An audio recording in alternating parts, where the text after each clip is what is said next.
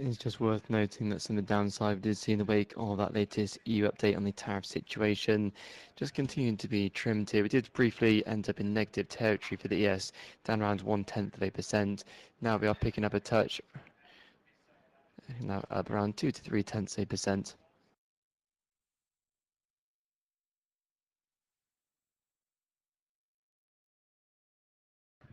Post here on Truth Social from US President Trump, noting that the US farmers are great, but because of their greatness, they're always put on the front line with their adversaries such as China whenever there is a trade negotiation, or in this case, a trade war. He has that the first thing happened in his first term, where China was brutal to the US farmers, and he threw these patriots to just hold on, and a great trade deal was made.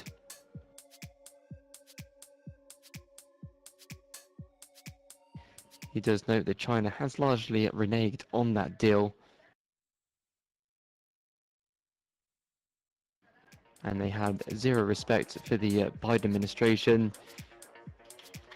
And it is also acknowledged that they just reneged on the big Boeing deal, saying they will not take possession of fully committed to aircraft, noting that the US will protect their farmers. So US President Trump there just commenting on US agriculture, as well as just acknowledging that decision by China to halt the purchases of Boeing.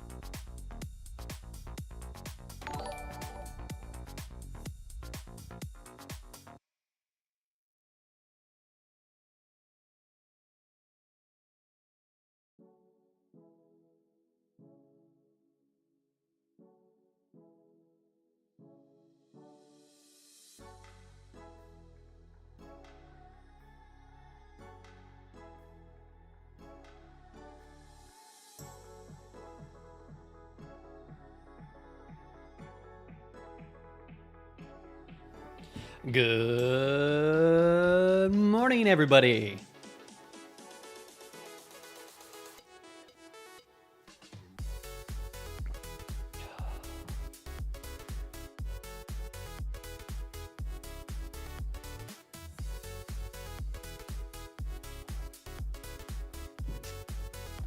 All right. Woo! Woo!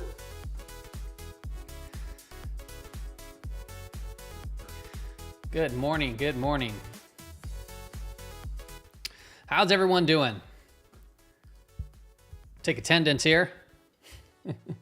Barkster, XEE, Exotic, welcome in. out there on the Twitch.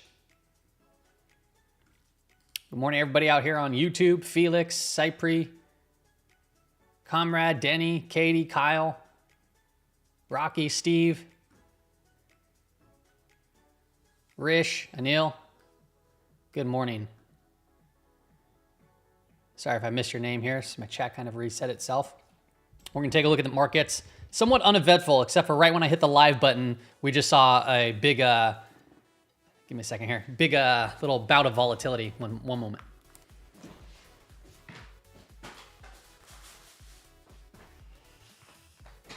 All right. It was bright in my eye. It was bright in my eye. We're going to take a look at the markets right now, see if we get any active trades going. Got some alerts set. We'll go over individual names, stocks, take a quick gander at the market. I was unable to put out a market brief last night. Got a little bit tied up too late into the night. So it would have been out way too late if I would have gotten out. Okay. We're going to start off looking at just flow for the day. I like to use this tool over here, Market Net Flow. It's actually not too bad. However, they're kind of just flatlined underneath this zero line over here. You see the green line going flat, the red line kind of going flat. It's a holiday week, right? It's a shortened trading week for Good Friday.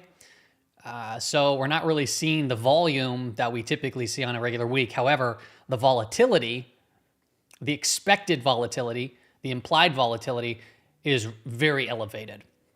And that hasn't changed. And that's not just me saying that. That's me actually talking about these implied moves, which is just wild, right? The implied move for today on S&P 500, $7.79.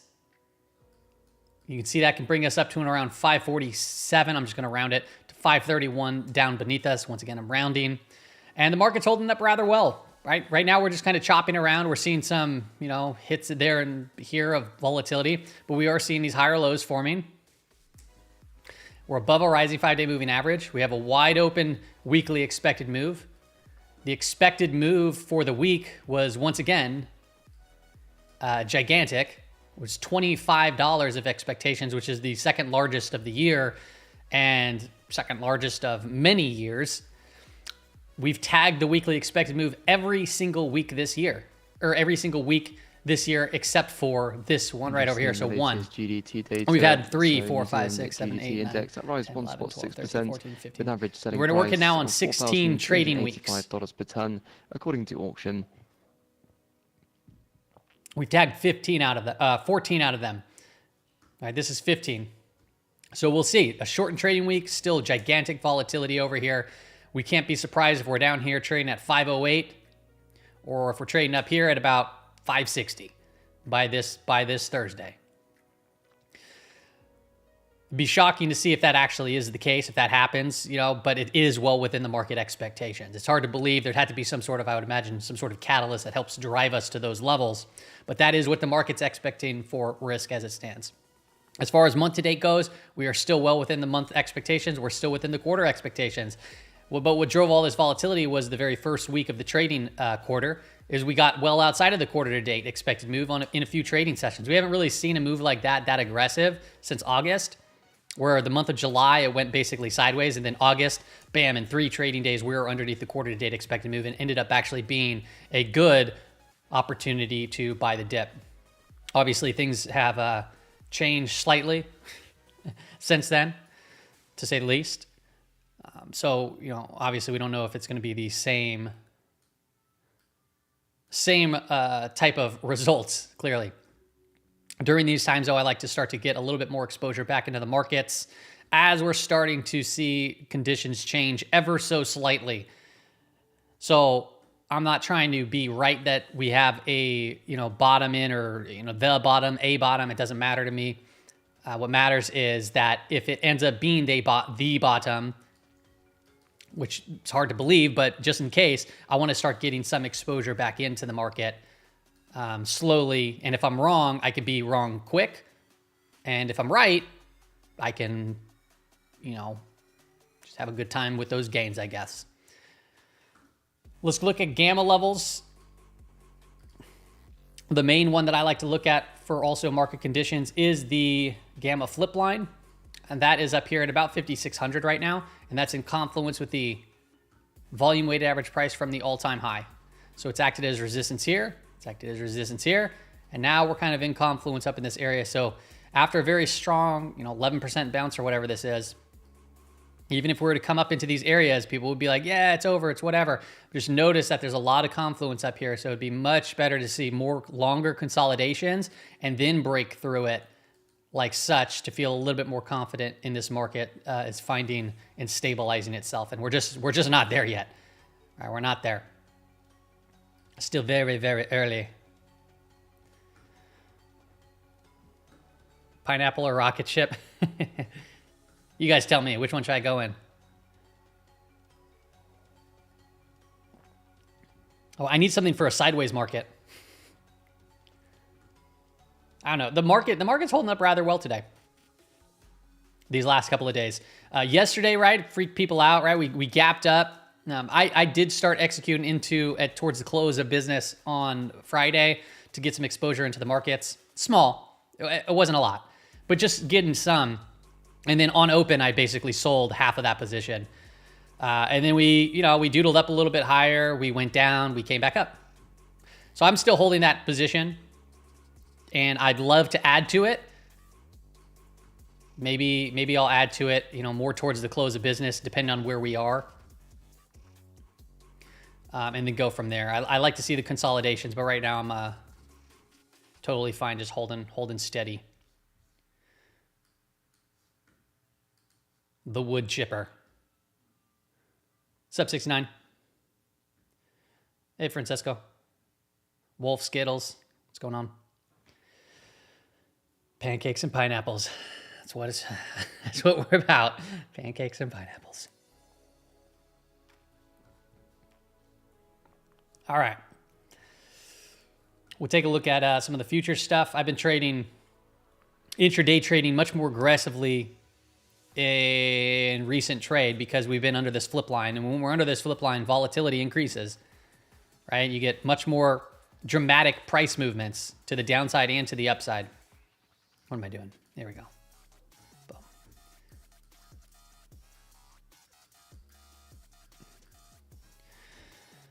So this is NQ. This is just a 30-second time frame. Gives me just a quick look into markets. It's obviously just a very, very micro time frame here. This right here is just the opening range, and we've been doodling around, right? This is the very first 30 seconds of the trading session right here. Okay. And what are we doing? We're a few points from it. So we got up, everything was looking nice. Talk about a breakout over here to just a straight trap. Boom, came right under the opening range, and now we're just doodling back and forth again with all of this. So as far as trading goes today, intraday, I got off maybe about one trade today. Let me see actually if that's even accurate. I got off 2 trades today, and they were very small scalps. I'm talking like $56 on one account, $38 on another. That's about it. Trading one or two MNQ. Awesome. Awesome stuff. Update from the US concerning bills. They are to sell 60 billion 17-week bills on April 16th. For the 17th, they are to sell 85 billion 4-week bills, 75 billion 8-week bills. Yes, Van, they do. And all to settle individual stocks have additionally, they gamma are levels. to sell 25 billion 5-year tips. That's to settle on April 30th.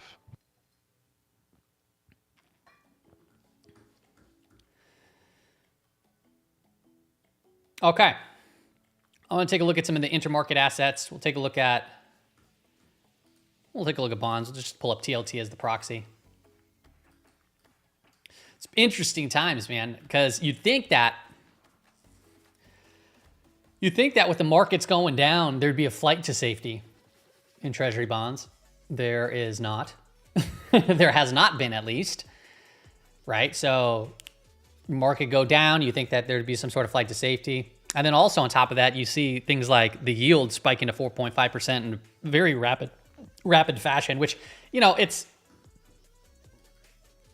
more the rate of change of it that is throwing everyone off But we're legitimately been in this area trading this range here for a long time, right? Since 2023. But, you know, you get these massive rates of change from down here to up here in a matter of moments. It shakes things up, that's for sure. And this is happening too with a dollar that's falling. So the dollar just absolutely got hammered, right? So, and this is actually kind of following the 2017 path too, which we marked out in prior videos of the dollar, which got weaker on Trump's first year in office.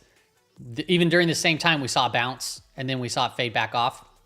But that's a pretty large move into the dollar. So we're seeing not a flight to safety in dollars. We're not seeing a flight to safety in bonds, at least from the TLT perspective. Let's see from the shorter end here. We can pull up something like TUA. Even here, I mean, it's holding up, but I mean, a lot better. It's holding up a lot better, that's for sure.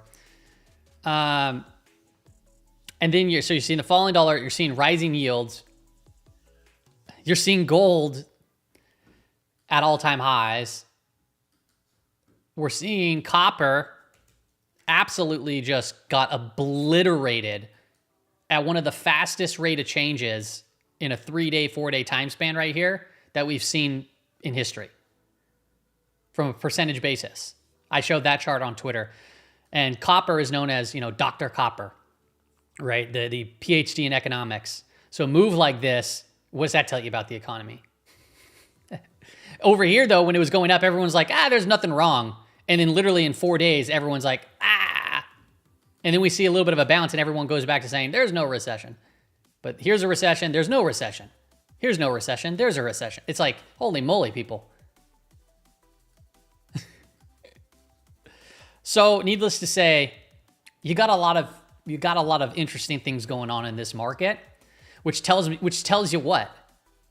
It just, like, you don't need to try to solve for the certainty of this market right now. That's for sure, because no one knows what really is actually going on or what's going to occur after this, because there's just too much uncertainty. We don't know what the administration is going to pull, what they're going to say.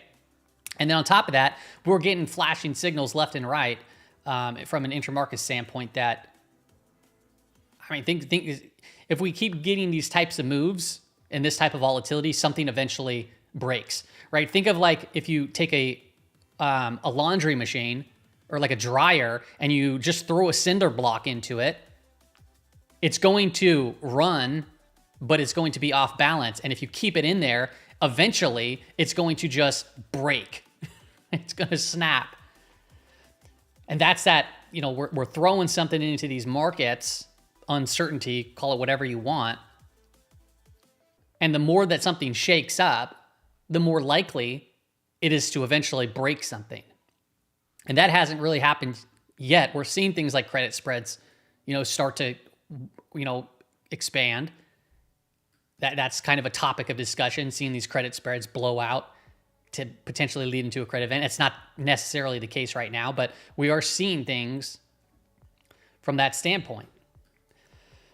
So what do? I mean, there's only a couple of things you can do. One, you can still be trading the exact same way you always trade. You can try to YOLO everything, try to buy call options, directional this, directional that, to the moon. Or you can be slightly more focused in on the risk aspect things and just be aware. This market is just pinned sideways. Like, ugh. You can just approach this market from a different standpoint, knowing that there's a lot of uncertainty. And the best thing about that is that the biggest opportunities, the biggest wealth like building opportunities come after times like this.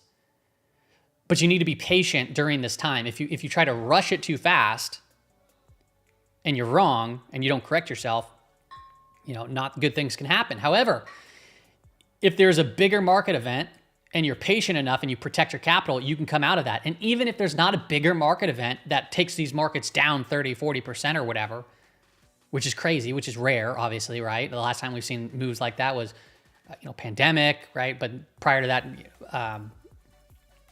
financial crisis, dot-com bubble, et cetera, et cetera. Even 2018 was pretty extravagant too. If you can protect yourself during those times, there's great opportunities. But even if that is not the case, if that doesn't happen, what's so awesome is if it doesn't happen, that means the market can still present itself some big opportunities and you can kind of wait out a lot of the volatility. So for me, I went into somewhat protection mode after January. I tried to get aggressive here and there and got just tossed for like a day or two. Unfortunate, but it recovered so darn quickly on a snapback that I just exited the position. I basically reduced the volatility of my portfolio immediately from that bailout, from that bounce. And now I'm sitting pretty. Now I'm sitting and I have some exposure into these markets. We'll talk about my exposure. I'll even screenshot my performance. It's in the United States Investing Championship. It's up. I don't know if he updated it yet, but I should be updated through March. It was not that great. I mean, it's great in my opinion. It's not like, well, you're not at 100%. No, it's I think I was like at 5% through March, January, February, March. No. Yeah, something like that. No. I can't remember. Whatever. Go to the website and it'll be updated. But this next month when it's updated, it'll be up a little bit more. Let me see here. And I got some positions on. I got some random positions on. I took some stabs, and I'm talking like when I talk about positions, I'm talking like they're 1% or 2% of my portfolio. They are so small, but I was just like, I'm just going to put it in. I'm just going to put some shots in there and just see what happens. Because I'm up on the year, and I'm like, like what's the worst that can happen? This stock goes to zero, and I lose 1 or 2% of my portfolio. Like I doubt that that's going to be the case, but. So some of the positions that I have some small caps through TNA. I sold a big portion of that. Let's pull it up. So, okay, you see this line down here? That's legitimately where I bought. I got so lucky. I was looking at this line down here. If you're in the Discord, you've seen this chart in the swing trading or the day trading pit, because I was mapping out this kind of a positive divergence, and I bought TNA basically right through here once we started seeing strength, and I got lucky, and I sold into it. I didn't sell it. I didn't sell into it up. Wait a second. I sold into the 5-day moving average, but I thought it was higher. Okay, no. I sold into the 5-day moving average. Most of it. So I still have some on. How much of it on? Let me tell you. Let me see. Not like a 1.5% position. It ain't nothing, right? Nothing. Okay, I have some SSO. This is ProShares Ultra S&P 500. If you're wondering why I'm using leverage, it's simply because I can do a small amount of capital and have a lot of capital cash freed up just in case if something bigger happens where I can execute into. So I'm just taking a smaller position through a leverage product to give me that same type of beta. Right? If this is a 2x product and I bought $1,000, or if SPY, right? If I bought $1,000, I'm just making this easy, $1,000 worth of SPY, and this is a 2x product, which I believe it's 2x. I believe this one's 2x. I can spend $500 and get the same amount of beta, in theory. Okay, so a little position in there. I got that though. I got that on Friday, and then I closed out half of that position right out of the gate on market open on Monday. And now I'm sideways looking to potentially scale that back in. And then QLD, right? So another one that I probably will end up bailing on if it goes down against me, but I still have a half a position here. I did the same thing. Bought at close, sold it open. If you're wondering why I'm selling it at open, the market is still in not great conditions. Yeah, we're above a rising 5-day moving average, but that's like the smallest aspect of my market conditions factor. The larger is actually looking for being back into positive gamma territory, for volatility to start to actually come in, right? And then I like to look for follow-through days in these index products, which we just have not had an official one yet. Okay, so those are like all together right there. We're talking 4 or 5% of my portfolio. It's like nothing. Okay, well, a little bit higher than that. QLD. Okay, maybe like 8 or 9% of my portfolio there. Okay, as far as capital goes, but it has the beta to move obviously more. Okay, there's that. I have some Nike, which I got. I'm averaged at 53.09. So I'm up 2%, 3% on that. It's down a little bit today. Let's take a look at Nike. So I've been trading around the core position. My main position is 53.09. I'm right here. And this was me, like I bought, I don't know when I bought. Maybe I bought somewhere down here. I sold into some of it, and then I bought back into some of it whenever that was. Or maybe I sold all. I can't even remember how I did it, but that's where my average is, 53.09 right now. That's on a more shorter term, just beat up name that looks like it's probably going to take out these lows and potentially head lower. If I'm being honest, it doesn't look good, right? This is just one of those names that I'm also building a longer term position in another account where I'm just going to buy it and hold it, and hopefully, if it does go down further, I can get in a little bit more. But I still expect a lot of volatility in this name. What else we got? I bought some Oklo, OKLO, another random name that is more of a story stock, and I'm up on the position hardly. I did sell into it this day where. So I bought. This was like a 3% position. No, not even. It was a 2.5 position, maybe a 2% position. And this day right here, I got lucky once again. Like he came out, made a 90-day pause. It went up. This doesn't look like much, but that was like straight up 19%. So yeah, I sold into it, half of the position, or more than half of the position. And now, I'm up 12%.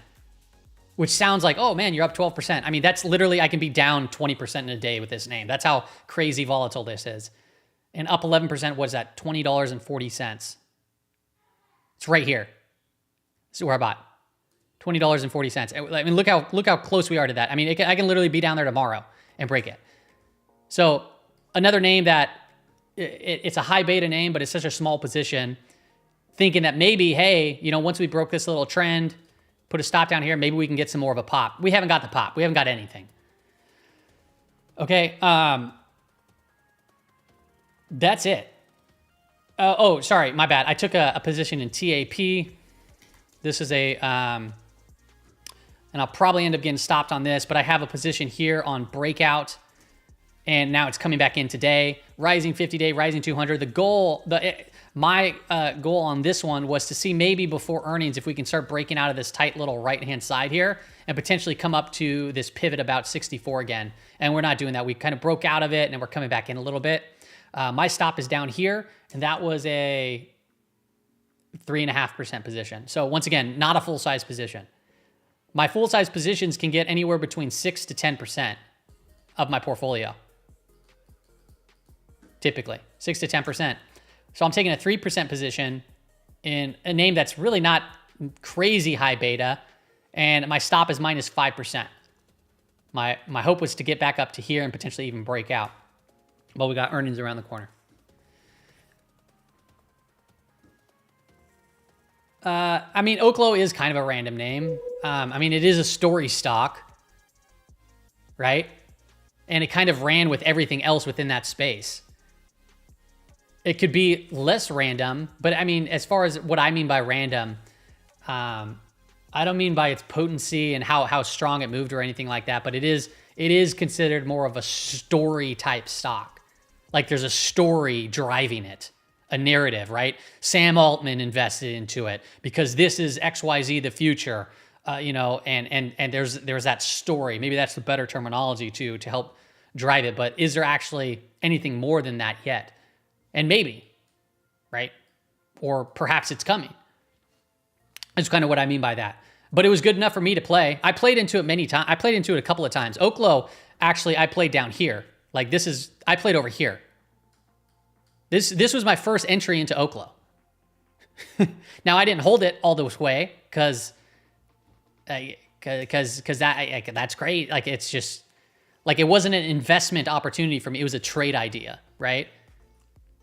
In fact, I can probably find the trade idea. I posted it. Definitely, this is one that I posted in trade ideas in the Discord. Once again, not an alert, but yeah, like do you see how you see how you get like these, like all of a sudden boom, and then you get these moves. It doesn't look like much, but that gets on the radar, these moves, and then the story gets on the radar, and then you see these consolidations. And this right here is where you get these tight bases with some decent volume. The big explosive volume where we start to get loose bases has not happened yet. And that's kind of what got it on the radar. You know, the same thing happened with GME, like when both times when before Roaring Kitty was even a thing, right? And then also, like, for example, like when was that? It was 2020, 2021. I remember it right down here. Right down in here. These are the things that got on the radar. And then where was it? It was like right before that. And then AMC, right? You can go find my old TikTok videos of me showing AMC, and everyone, it was like at $2.50. And everyone was like, oh, it's going bankrupt, is this or that. But there was like just this volume that kept on pouring into it. And I was like, all right, well, something's going on here. But more recently with the whole Roaring Kitty thing, this over here was another just beautiful giveaway that something was happening. Right? So where is it? You see this little right here? So you get all of a sudden GameStop roars up, 57% in 2 days. But then look at this very, very tight consolidation over here. Okay, and this right here is just these are beautiful steps. So all of a sudden you get this interest, boom. They call these flags or whatever you want to call them, and then you get very tight price action, and bam, you burst through it. And do we know that this is going to happen? Absolutely not. Did I know that anybody was behind, all of this? I mean, to an extent, maybe because of the volume, but it just tells you something's kind of brewing. Now you missed this move, right? You missed that move, but that doesn't mean you get a second round of it. And then what happens after the big explosive volatility? Now everyone thinks that it's going to the moon. Everyone wants to get involved. Everyone's late at that point. And then what does it do? It goes down and sideways. You try to look for consolidations. It ain't doing nothing. It's just chopping. It looks like garbage. So until it sets back up again, right? All right. A moment here. I'm going to check back into the market, see what's going on. Market is not doing anything, really. Yeah, market net flow looks not too bad. We've had the green line above the red line. That's a bullish divergence. The green line's still below the zero line. You'd like to see these diverge a little bit further, but you do have convergence, meaning the price of SPY is moving with this current divergence. Okay, so that's positive. It's good. It doesn't mean that we can't chop around still, given the context of the direction of these lines are not the greatest. I like the direction of the red line, down, but the green line is kind of sideways to down too. So it's not bad. This doesn't scream like anything bad by any means, so that's a positive sign. We're up 45 basis points. If we look at the price action by itself of the SPY, it's getting tight. It's getting very tight right here. Okay? And if we want to get more bullish, this can open the door for a pop higher. Where to? Maybe the daily implied move, 447.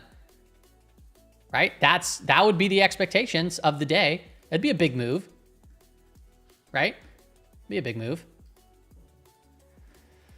I mean, it doesn't look big on the screen, but what would that actually be? Yeah, that's another percent in the index, which means if you're looking at individual names, it's probably even more, right?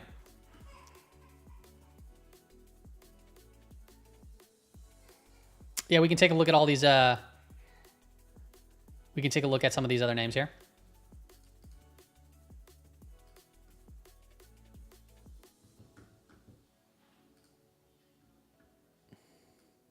I'm keeping an eye out here for some movement in the index products. I like to look at the ticks, and I've been scalping the markets based off of ticks, and I just haven't got anything other than basically 2 setups today. I think it was like down here and then up here. Basically nothing. And then I made a very, very quick execution on 2 of my accounts that I use, and that's it. And I'm not gonna force those accounts because I actually want to continue testing what I'm testing here. Take a look at the Mag 7. Give me a moment. What's up, AA? What's up, Palm Tree? Yeah, Intel. Yeah, Intel is a definitely beat up name, that's for sure.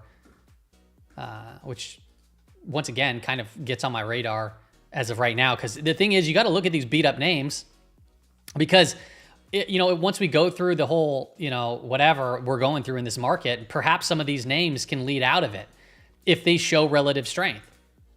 So I want to look at the names that have been getting hammered. I want to have them on my radar. And I'm not talking about just like a crappy, whatever name, XYZ. Well, I don't know. I think XYZ is actually a stock now. ABCD, whatever the name is. But I want to actually see them, put in a bottom before the markets. I want to see them show relative strength versus the market.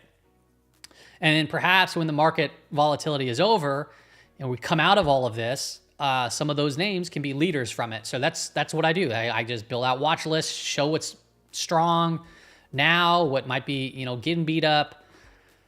And then we take it day by day. I'll add a little bit exposure. If I'm wrong, I get out with a small amount. If I'm right, I can build into these positions and go.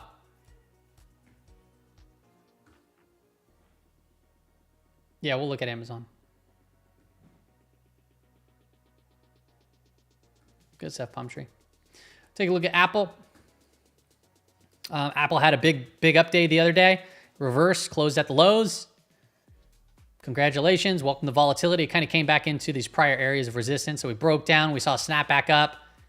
These are huge ranges here for Apple. So it's toppy, right? It's very toppy price action. It doesn't mean we can't snap up higher, but just notice you're starting to see the averages, the 50-day, 200-day. I'm sure you're hearing the word death cross every 5 minutes now. It's just telling you when the 50-day crosses underneath the 200-day. Valid tells you that there's a potential change in trend coming. The 50-day is more of a medium term. The 200-day is a longer term. The 200 right here is rather flat. But the longer we stay down here, the more likely it's going to start curling over. And these ones are hard to change, right? So that means that if we even get up here and this is still like this and you get above it, people are starting saying, we're back above the 200-day. But it's declining, which means it's easy to pull back into it. So you'd want to just be patient. And it takes a while for these names to heal. So you're not going to really miss anything here. You might miss a pop up to there, or you might miss the drop down to there. But other than that, you look for things to tighten up. These things have been seeing pops, and then they've been getting faded. So Microsoft, same situation, right? You get this potential distribution right here, and then it leads to a potential decline phase. This was the markup, right? Markets go between 4 stages: accumulation, markup, distribution, and decline. This is clear as day, a markup phase. This is actually clear as day distribution, but in hindsight, right? You get this blow off top type of move. You go sideways. People think it's consolidations, which it is in theory, but then you get a breakdown where the 200-day, the 50-day, they start to curl over, and it could lead to potentially longer term move. Now, I don't know if it's going to all of a sudden build an accumulation. Like this could be the decline phase, right? And then all of a sudden we go like this. And that's accumulation. And then eventually this thing turns back around. This thing goes back up and we start to get back above it. And then all of a sudden we move into another markup phase. Right? But as of right now, we're kind of far away from that, right? It's going to take some time because the 50-day is, well off of the 200 here. You can pull up the weekly time frame. And if you pull up the weekly time frame, I mean, look at this thing. That's crazy. Let me go over here like this, right? You can see that over here in 2022. You get a clear markup phase. You started to go through distribution over here. And then they started curling over these averages. You came back to back test it, started to decline further, and you went into a decline phase. And over here, it would be more the accumulation, right?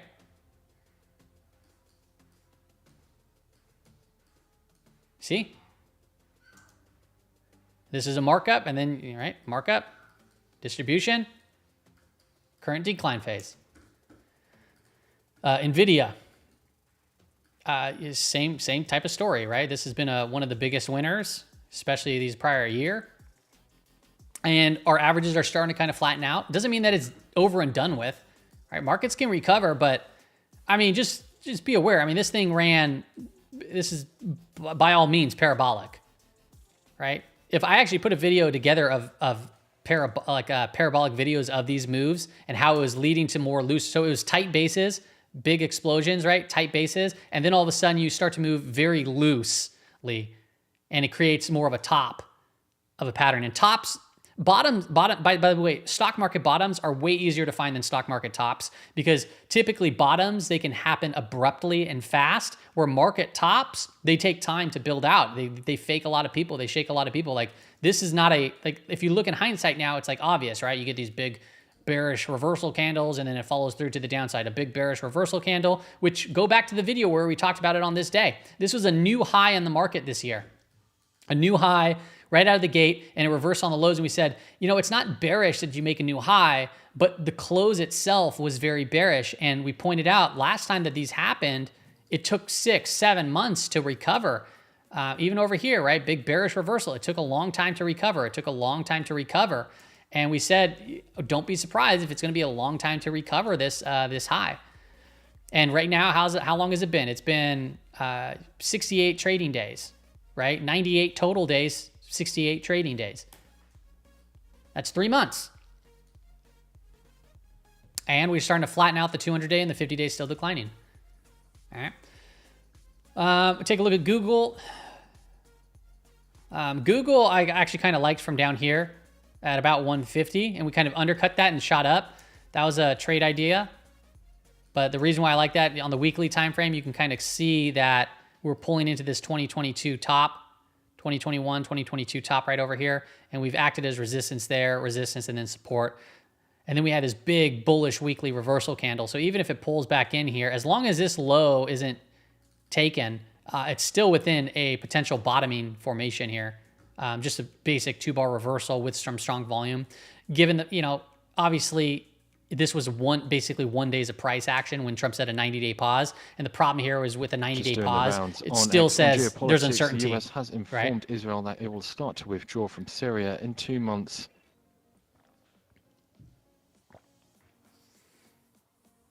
In general, how long do the declines last? It's dependent on the individual name. They can last a long time. But remember, after declines, sometimes it goes through an accumulation period, and it takes a long time. Like, a great example of that would be ARK Innovation, right? Like, look how clean this is, right? You get your accumulation phase, you get a shakeout. That was the pandemic, and then you get this markup phase. Clear distribution, and then bam, decline phase. And then look at it, it's still going technically sideways, but I traded ARK through here according to Reuters, citing court a couple of times. Okay, because could have been the markup phase right here. That was the markup phase. Kathy Woods is apparently just not a good risk manager by any means, or whoever manages the portfolio, because it was doing great, and then all of a sudden we just died off. And I mean, this is just extravagant move. So, these declines can last for a while, and then you want to start to see them flatten out, and you want to see how they build out from that point. Bear markets can last, a year. Bear markets typically, if we're actually in technically we've reached into bear market territory, not only on individual stocks, but in some of the index products too. And this volatility alone, I mean, these type of moves don't happen in bear markets, or don't happen in bull markets, right? For SPY, for example, Barclays, these days, a day like this, payments unit to Brookfield, Barclays, a day like this does not happen in a bull market. It just doesn't happen. And I'm not saying that just to say that. I mean, legitimately, it's never happened in a bull market. So you can go back through history and look at the rate of change for 1 day, and you'll notice that the only times that this has happened is during bear markets. Right? Times of higher volatility. Whether that's the low or not, it's not what I mean, but what I'm saying is it's during those times of higher volatility in official bear markets. Trade forever. That's funny. I'll take a quick gander at markets here, and I'm gonna. Well, first off, somebody had mentioned Amazon. I'll take a look at Amazon. Keep on forgetting about that. Amazon was, it's the same story. This one hasn't had its little death cross. Who honestly cares? The 50-day though is declining. The 200-day is flattening out. It's going to still take time to heal, But right now, it's trading within that big up day. Its price action is consolidating, meaning that we're probably going to get an expansion of volatility once again in the very near future. So at minimum, if you go long, where's your stop going to be? Maybe under this day or maybe under this day. Or if you want to get a little bit more tactical, you can always maybe look at the daily time frame on Amazon, and you can apply, or maybe an intraday time frame, apply anchor volume weighted average price to the low. When I do that, what happens? Take a look. This is the low. And what do you notice? Price gets above it, and it's actually literally holding up right now on that swing low. So if this breaks, that means that the average buyer from this day is now underwater based off of the time, the anchor, and the volume, which means the psychology changes. If we break this line, we can have a pop down and it could break down and we can see continued selling. And that also measures up with, obviously, tighter price action. US bills, they sell 50 billion one-year bills. So if you go long, maybe your stop is just saying, hey, I'm going to stop out right here. And if it turns back around and does a U-turn, maybe I can buy back into it. But I don't want to hold it all the way down to here. Or if you're a longer-term investor, you might say, I think that this is going to be a longer-term bottom for a while. I'm going to go ahead and put my stop down here. But now, where's your reward going to potentially be? Right, back up to this all-time high VWAP. Is that what that is? No, the year-to-date VWAP. If that's the case, that's, I don't know, maybe a 1.5 to 1 risk to reward ratio.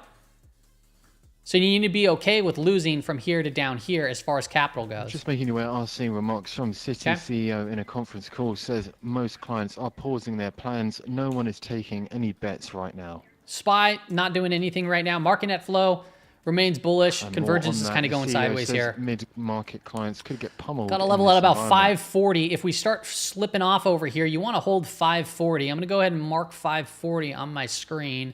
Boom. We're going to go ahead and just properties it out. We're going to call this GEX, and we're going to call it 540. The reason why I think this 540 level is important, simple. There's some zero-day orders into this area. You can see right here, it's kind of a big level. The green bars, they can repel price away. So you want to hold above it because price is above it. You want to hold above it and compress price from it. If we break down from it, it can press price lower. So right now we're above it. So I'd say, yeah, bullish above 540, but just more cautionary right below it. And overall, we're, just sideways price action. So you're kind of in the chop. Like I said, I haven't executed any trades today because I haven't been getting the opportunity yet to do so.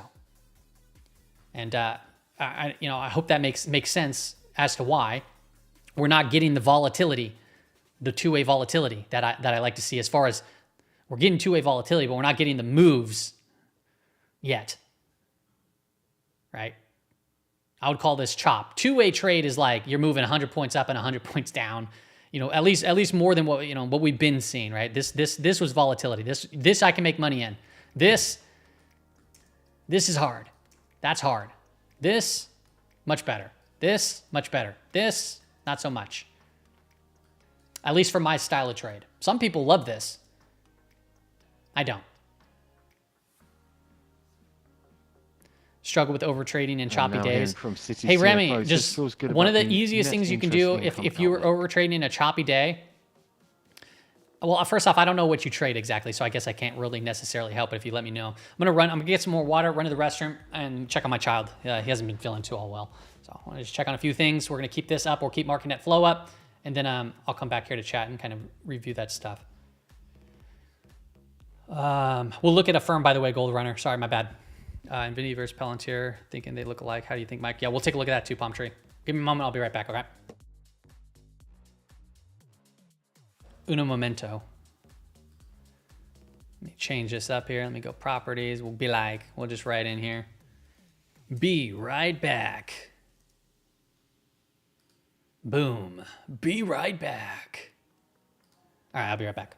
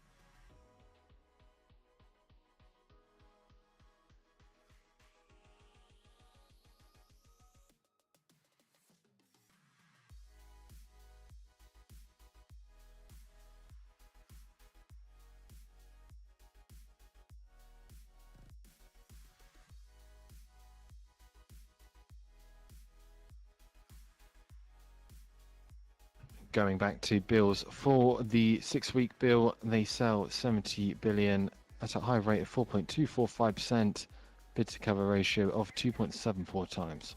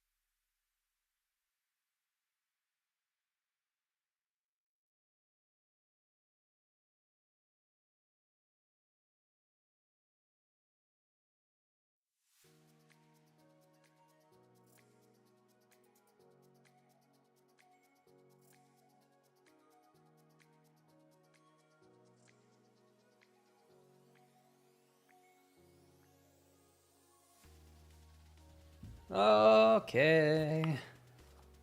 Okie dokie, artichokey.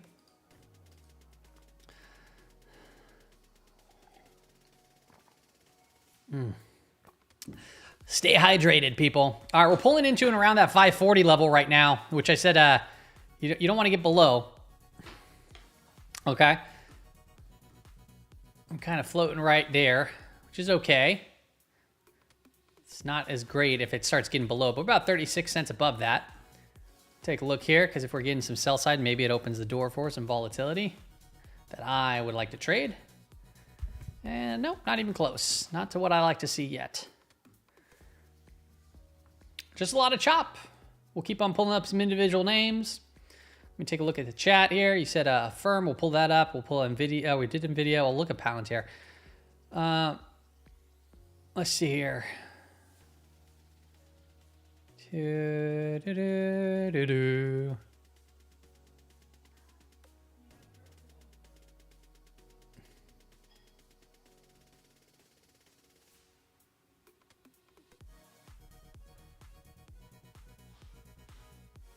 Yep, probably could be sideways for the remainder of the day. That's normal. I mean, it's a holiday. Once again, it's a holiday trading week, so you know a lot of the big players are probably already gone. Right? That's a strong possibility. However, with that said, update for when there's less volume, European Commission somebody could come in, the use right? of SI and they can actually make these markets move a lot easier in the early stages given the content. And by the way, this was even at the start of the trading session today, the volume was so light. But what's crazy is the volume's so light, but the expectations for risk are so high. Very weird combination there. Very weird combination. So the reason why I say this is because, yeah, we're chopping around, but if we do get a move, most likely it's going to be violent, it's going to be fast, and it's going to be short-lived. Given the context of that, right? So, like, you get a shock move, boom, like this right over here, and everyone gets freaked out, and then it just kind of just comes back up. Short-lived. Imagine if we go boom, short-lived, right? That's the current environment that we're in. But you know, I wouldn't put it past us to move. Like right now, that seems like pretty crazy, but I wouldn't put past the market. That's all well within expectations. So I'm not, so when I say that, I'm not trading like saying, hey, I think it's going to do this or it's going to do that. I'm not positioning a trade for that yet. I want to see the volatility appear. And then I want to see the extended readings to start fading the chop. And I haven't got that yet. That's why I haven't traded. You see what I'm saying? If you're trading this right now, where's your edge? What are you using to give you edge right now? Yeah, we'll look at gold, Michael. First off, let me do this affirm because that was asked first there. This affirm hasn't moved for 2 days. We're above the 5-day moving average. This looks just like the S&P 500. So I'm assuming that there's just a very strong correlation between the two. Consolidating sideways, the daily time frame.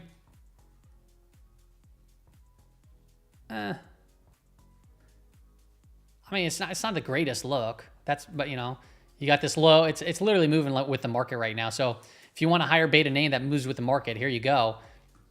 Right? But right now, you know, you got a rising 200-day, 50 days still declining. You have earnings around the corner. It's going to take some time for me to feel confident buying something like this. Like if I just entered here, right, I still feel like there's a strong possibility we retest the lows. But if I enter here, where's like my potential profit going to be? Like, I guess up here. It's just not so favorable to me now.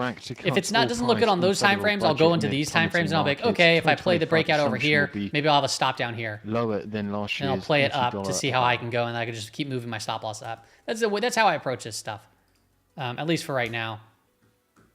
Palantir also holding up, right? This one consolidated. This one's holding up rather well. This one's above a 50-day, above a 200-day. That's inclining. So this could be one that outperforms. It's doing good. I mean, versus NVIDIA, you had mentioned. I mean, this looks better than NVIDIA right now. Right? NVIDIA, we're just seeing a series of kind of, lower highs, getting faded. At least Palantir. Of note, for communication names, OpenAI is working on its own X-like social network, according to The Verge. Right, is holding up rather well. This could be considered a double bottom once we break this to go retest these highs. It's a big ask, but especially in this current market, but it's holding up rather well versus these other names. So from a relative standpoint, I would say Palantir looks stronger for now. Yeah. That was Palantir. Gilead, actually, by the way. Gilead Sciences actually has been looking real nice. This has been holding up rather well, too. Like, for amount of volatility we've been seeing in the markets, Gilead Sciences has been holding up. 50 days inclining, we're below that. 200 days inclining, we're above that. We have earnings right around the corner, so I have no idea what to expect on earnings. All right. Right now, what we're seeing a lower high. We're seeing a lower low in the shorter term. So now what? Now I want to see a higher high, and then I want to see a higher low, and then I want to see a higher high. So right now we're kind of within a potential change in trend just from the price action. Go to the weekly time frame, zoom out. Look at, this thing came into the prior area over here in 2015, and we started seeing resistance. So if it comes even down to 92 and comes back up, like, who knows what this looks like, in the future. But at least it's holding up rather strong from a relative standpoint to these other markets.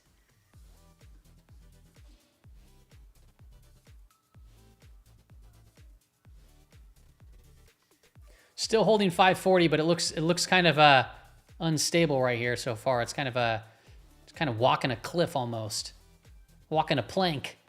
We're on a pirate ship, and we keep on like nudging the SPY down the plank right here. Yo ho, yo ho. To the pineapple.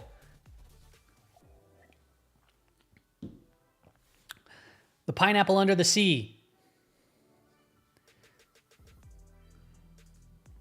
Yeah, AMD. Yeah, AMD looks like crap too. It's been looking like crap. Like you get these massive, like, I would be looking for this kind of stuff to happen where you get as low and you get a big reversal, and that can lead to pops. That's kind of what happened over here. like every other name, and we're seeing a bounce from that. But the trend is so to the downside. Like you get this big spread between the 200 and the 50-day. So all these pops have been getting faded. Are we, more near a low than we are than anything? I would imagine that could be the case, right? Like even if we come down into this range, from up here, I feel like we're closer to a low than anything, but we are still in a decline phase,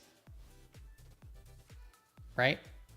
These are the type of consolidations you want to see, long consolidations like this into a rising 200-day, rising 50-day, or starts to curl over, and boom, you get these nice moves. What do we see here? Well, we're seeing this consolidation back into a declining 50-day, 200-day, it's starting to roll over, and then you see these pop backs up, and they keep getting faded. So it could take time for this stuff to kind of resolve itself. Maybe earnings helps out with that. Earnings is around the corner.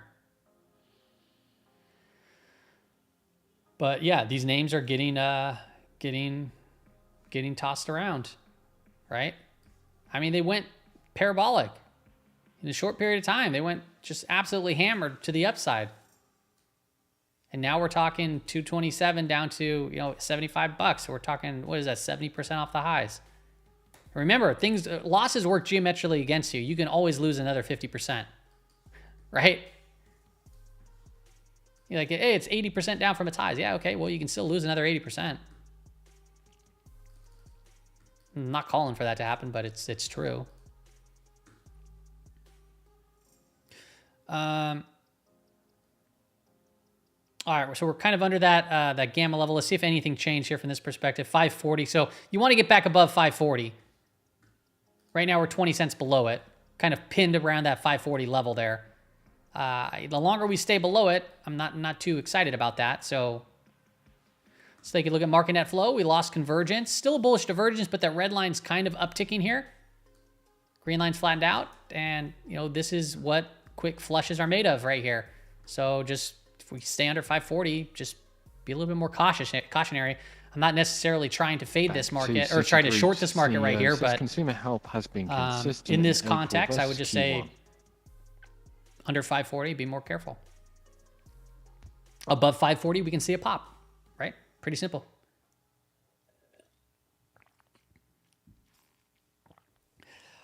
And we're literally at 540. Just there. Just making your way in under 10 minutes time. At the top of the hour, ECB's President Lagarde is to participate in a dinner. However, Lagarde is not expected to talk on monetary policy ahead of the ECB's policy announcement on Thursday.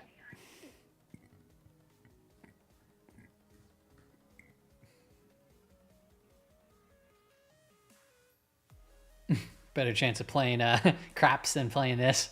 That's probably true. This market's a tough one right now.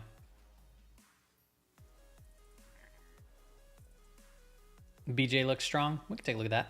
Yeah, some of these restaurants. I'm going to pull up some of the names that are on my list. Yeah, BJ, this is very strong. Jeez. Yeah, this is it made a new high today, so that's not bearish.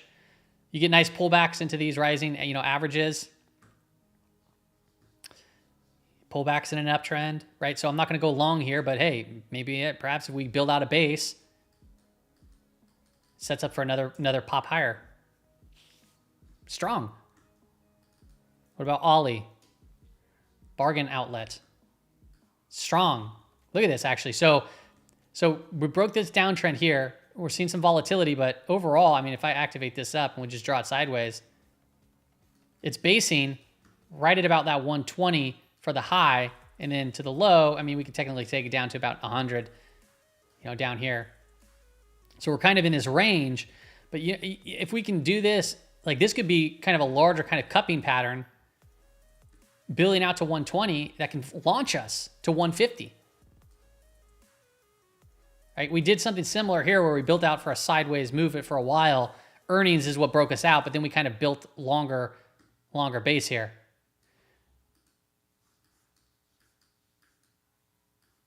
All within an uptrend still. So yeah, these names are holding up. Sprouts Markets, SFM, this one has been holding up rather well too. This was on the tight list. Sideways price action, saw a little bit of a pop there. Nothing crazy, but just sideways chop. Could it be distribution? Sure. But right now it's just going sideways.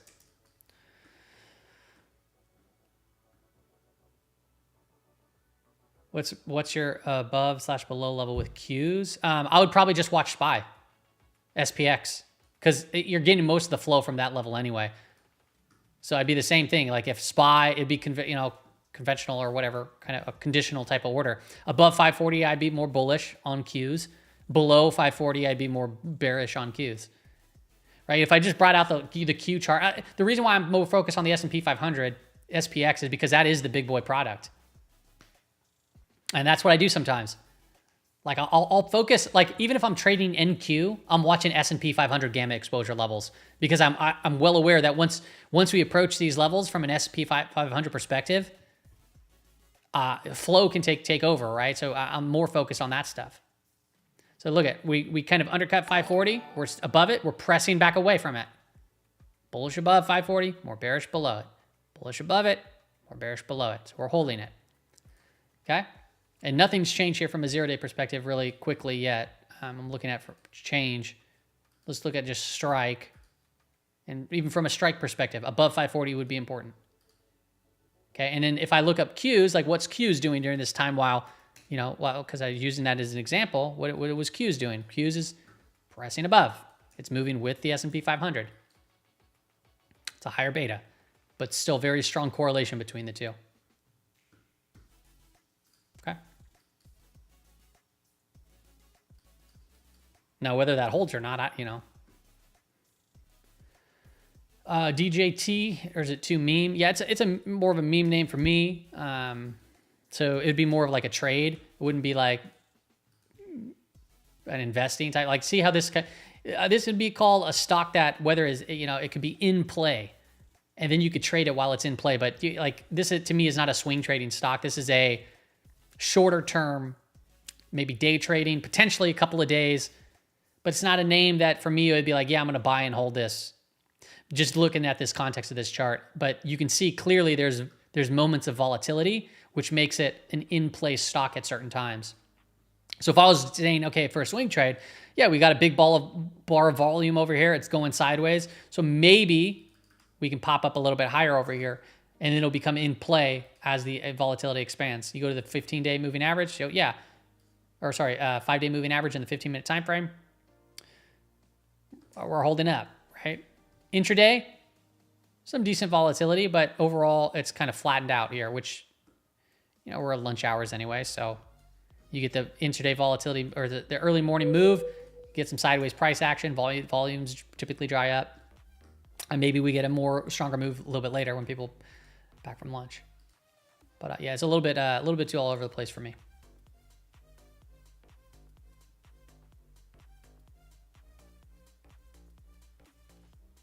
Live set match. I don't. I have not traded options at all for a while. Yeah. The question was, for those that might not see that, is don't use options, but wondering if you ever do covered calls on your positions to earn money while you are waiting. No, I don't have anything against it, and I don't mind actually doing that. But a lot of the times, I might just reduce my position size. So I manage it a little bit differently, but it's a great way of doing that. Like doing cover calls on your positions is a great way to manage risks. All right, that's what options are for. A great risk manager tool. I just never really got into it. Maybe one day I'll focus more on it. I've done it, a couple of times here and there, but I just always find it easier just for me to just reduce my positions and just manage the current trade that I got on. And that's all I do for the most part now.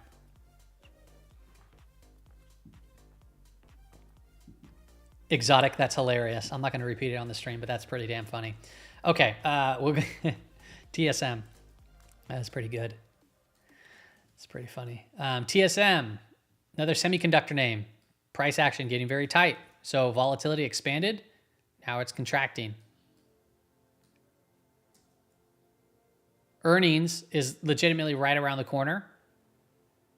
Right? It's this week. So good luck, right? I have no idea what to expect on earnings, but I do know that the market right now in this current moment is pricing in about $10 to $13 worth of risk. Let me see, what day is that? 17. Yeah, so about $10 worth of risk. So this could be up $10, it could be down $10 in just a couple of days. That means we bring up, I don't know where it is towards the close of business on, going into earnings, right? That's going to be the more important one to look at, but right now it's about $10 plus or minus.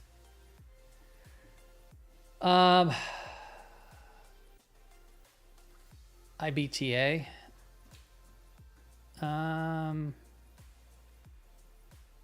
I don't know. I'm unfamiliar with this one, but I'm not a huge fan of the look of this chart either. It's kind of a slow grind up after whatever this was, earnings, big move down to the downside. Not the greatest context. I'd have to look a little bit more into it, but for just the chart perspective, it's not my favorite.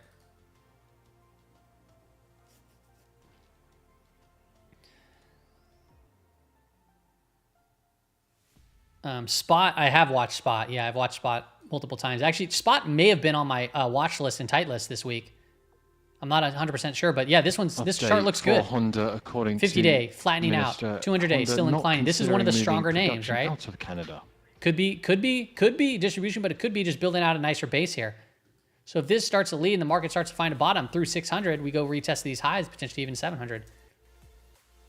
So it's holding up. Now you have earnings right around the corner too, and I don't know what that's going to look like. But at least, this is a name that's been holding up very well. This thing has been just explosive, like to the upside, like crazy. That weekly time frame. Some consolidations down here from prior. Another nice consolidation. This could be a longer base or, a different story. But right now, it's doing quite well. Quite well, that's for sure.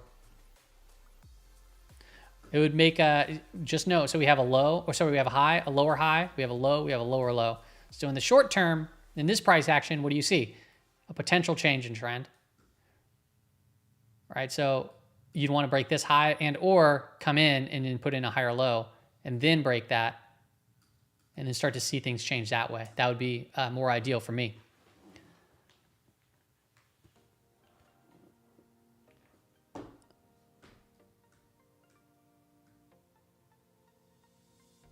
SOXL. SOXL is just, I'll trade SOXL in short periods of times. Actually, I did trade SOXL. You can see my little line.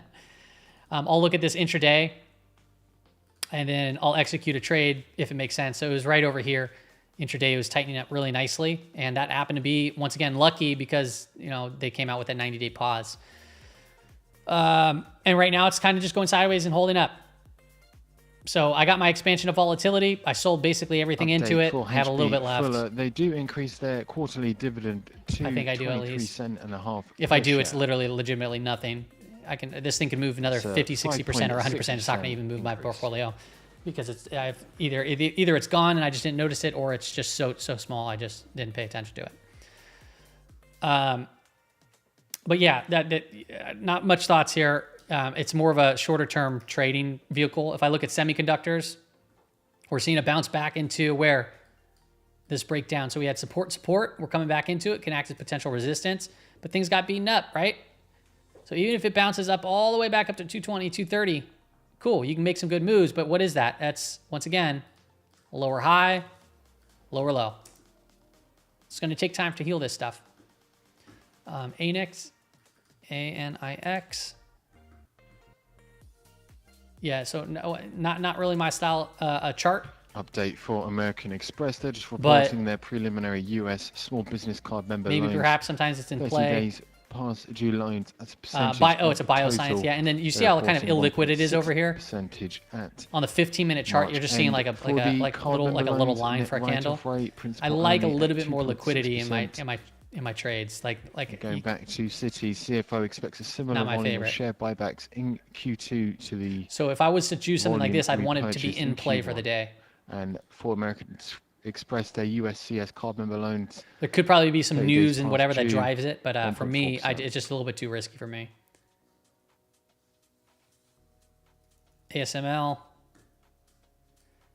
This is kind of like all the semiconductor stuff. Further on that, American Express. Is this a semiconductor name, right? ASML? Or am I getting confused with something? The USCS, 2.4% at March end. Development marketing. What am I getting confused? Oh yeah, advancement of semiconductor systems and stuff. Okay, kind of moves within that same category there. Same thing, declining 50-day, declining 200-day. Big bounces, right? The market's moving, big bounce here, big bounce there. Right? It's going to take time to fix these things. So I just don't feel comfortable just saying, hey, I'm going to buy here, and where's my stop going to go? Down here? Okay, if my stop is planning to be down here, that's minus 15%. Where's my potential target? Like, I can be in this name for a long time. If this is the bottom, like, I can be stuck in this name for a while before we start, building out strength. So I'd rather it even come up here and start to shape up, and this start to kind of flatten out, this start to turn back up. And I'd rather enter in over here at a higher price with better conditions than right here and getting stuck in my trade for longer. Like, right? It hasn't gone anywhere since October of last year. I want my trades to set up, and I want to be in, and I want to take some profits pretty fast, because the faster I can, increase my capital, go from, 100 to 105, right? The faster this move happens, the happier I am. But if this move from 100 to 105 takes me 10 months, I mean, it's going to take me a long time to build a portfolio. So I want things to contract. I want to buy into the expansion, and if it goes in my direction, I can get out, or a portion of it out, and hopefully it goes more. But then if it goes against me, I know when I'm wrong right away. So it's like boom, boom, boom, boom. I'm right, I'm wrong. Happens fast. Oh, we're getting a lot of names with A's. Well, what's going on here? ADMA. Yeah, so this one's definitely holding up a lot better in that space for biotech, healthcare sort of thing. Yeah, this one's doing good. This is a new high on the year, right? So I'm not going to chase up here, but hey, perhaps if we start coming up into these ranges and start to consolidate, builds out, the 50-day catches up a little bit, this would be, once again, one of those type of setups that I like. Update from the Financial Times. JPM Diamond urges US to engage with China. So Diamond there urging the US to engage with China, according to the Financial Times. Oh, is he? Okay, yeah, go figure. Not surprised. Of note for KKR, the firm is said to near a buyout deal for German IT firm Data Group. Pfizer. Man, yeah, Pfizer looks rough.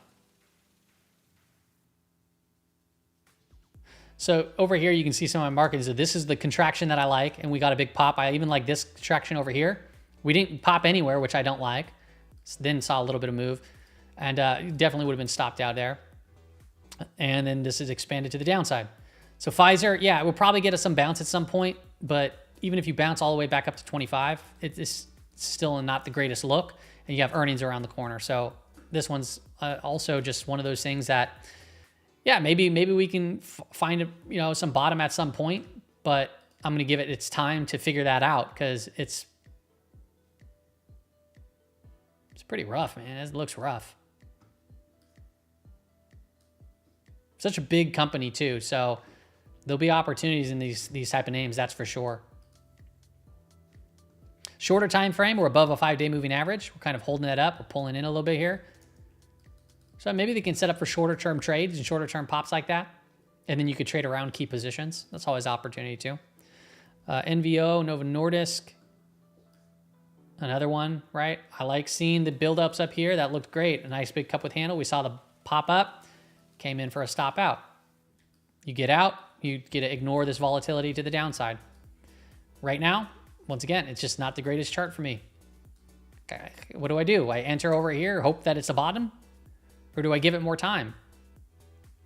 For me, I like to give these a little bit more time, and if I trade it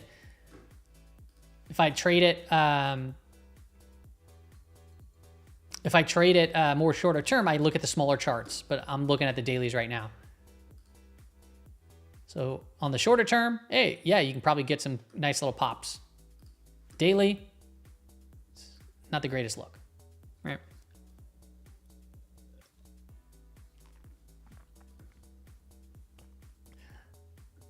Yeah, T looks strong. Yeah, AT&T. AT&T's been strong. This one got on the radar down here. Well, look at, see the 50-day inclining, 200-day inclining. You see a pull back into a breakout area after some tight price action. Boom. These were great setups. Boom. Right? So these are strong names. They've ran a while, and now we're getting a little bit looser bases. So I want things to tighten up. But yeah, T-Mobile, AT&T, well, T-Mobile too, actually. Same thing. T-Mobile is very strong, right? What's up with VZ? Verizon not as strong, but still building out a larger base here. More from Those have been Diamond good in that names. interview with Financial Times. Says deleveraging in treasuries may be somewhat over for now. Time is money.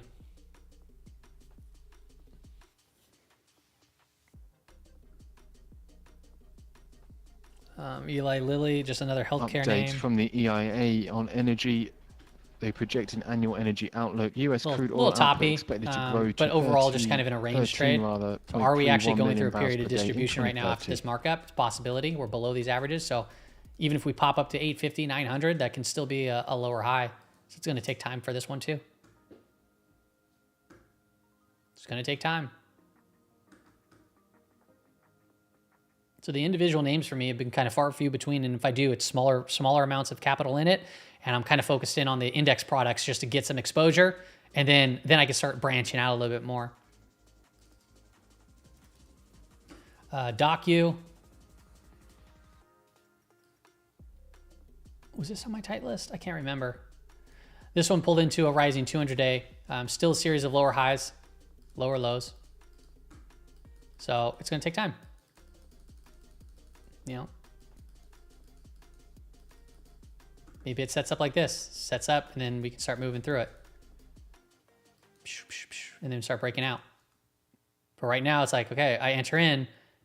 What am I doing entering in right now? Like, what's the idea here? Because you're entering into something that has lower highs, lower lows. You didn't confirm a higher low or a higher high. And you are getting tight price action. So if you're just taking a shot, where's your stop going to be? Down here? It's probably the best, but then where's your ideal, like, profit target? Thought process would be what, up here? That's, good. It's about a 2-to-1, but you're also fighting up against a declining 50-day, right? So in these situations, when I look at this, if I play it, like, I might have to be more aggressive. Like, if it pops up to the upside, like maybe my initial stop is down here. But if we start moving up, I go boom, really quickly move it up. And then my risk to reward changes dramatically. And then if it goes up further, then I lock in another lock. If I look at the 5-day moving average, if you want to play it shorter time frame, you are seeing the higher lows here. So the shorter time frame is good. Then you want to see maybe like a break. So we pull in, doodle around, this comes up a little bit, we break out, boom, we go retest this or even fill this gap, and you just move your stop loss as you go. Weekly time frame, nice base over here, big blowout move from it. So maybe we're building out just a longer term pullback that's moving in with market volatility, and we're moving into a larger uptrend. It kind of honestly looks like ARKK. Do they invest in this? Because it kind of looks like that, except not as bad.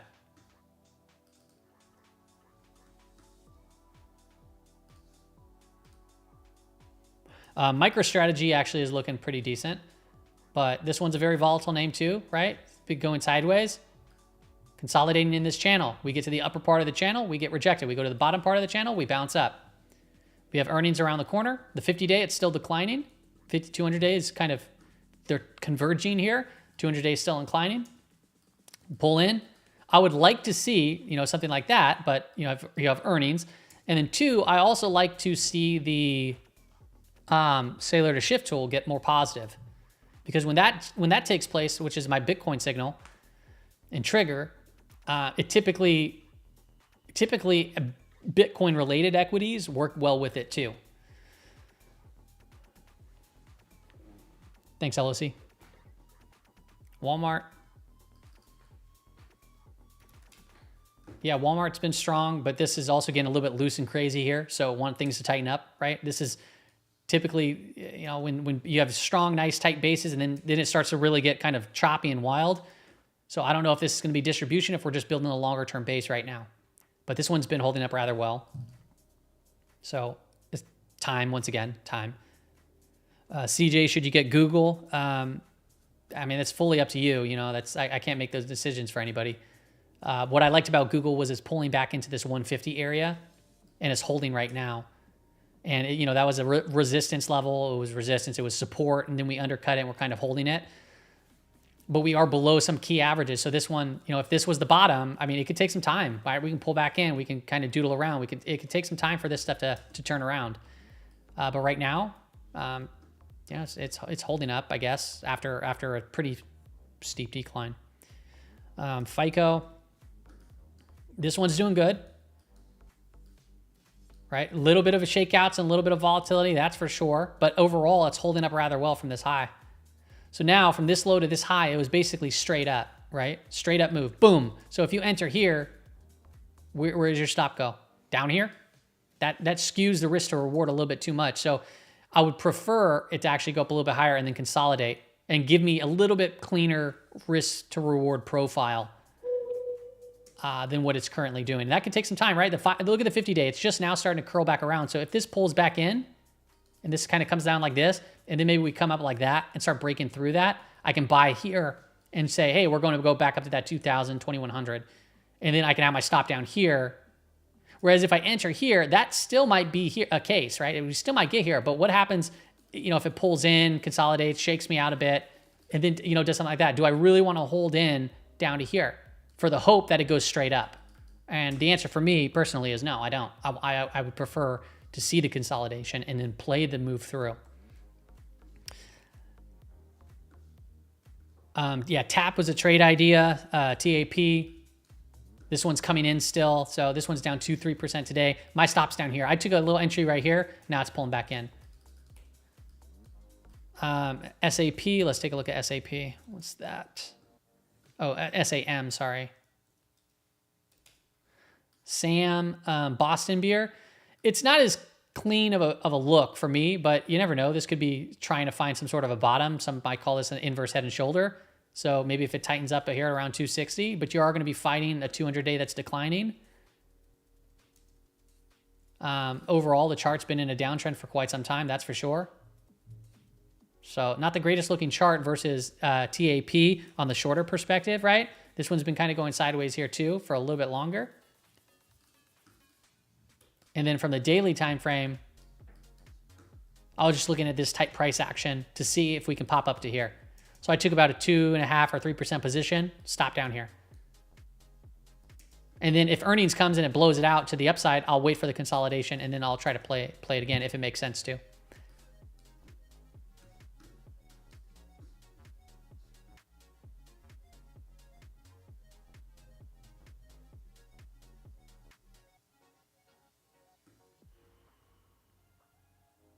Yeah, we can look at SoFi. Yeah, we'll look at HIMS too as well. SoFi.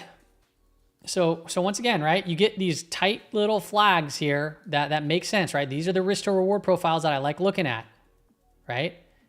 You're back above 200-day, the 50-day starting to incline. Boom, volatility expands. You get tight price action, right? Output expected to rise. Now what do you to got? A peak of 14.0. You don't got that. You got lower highs. In 2027. You got lower lows. You got earnings around the corner.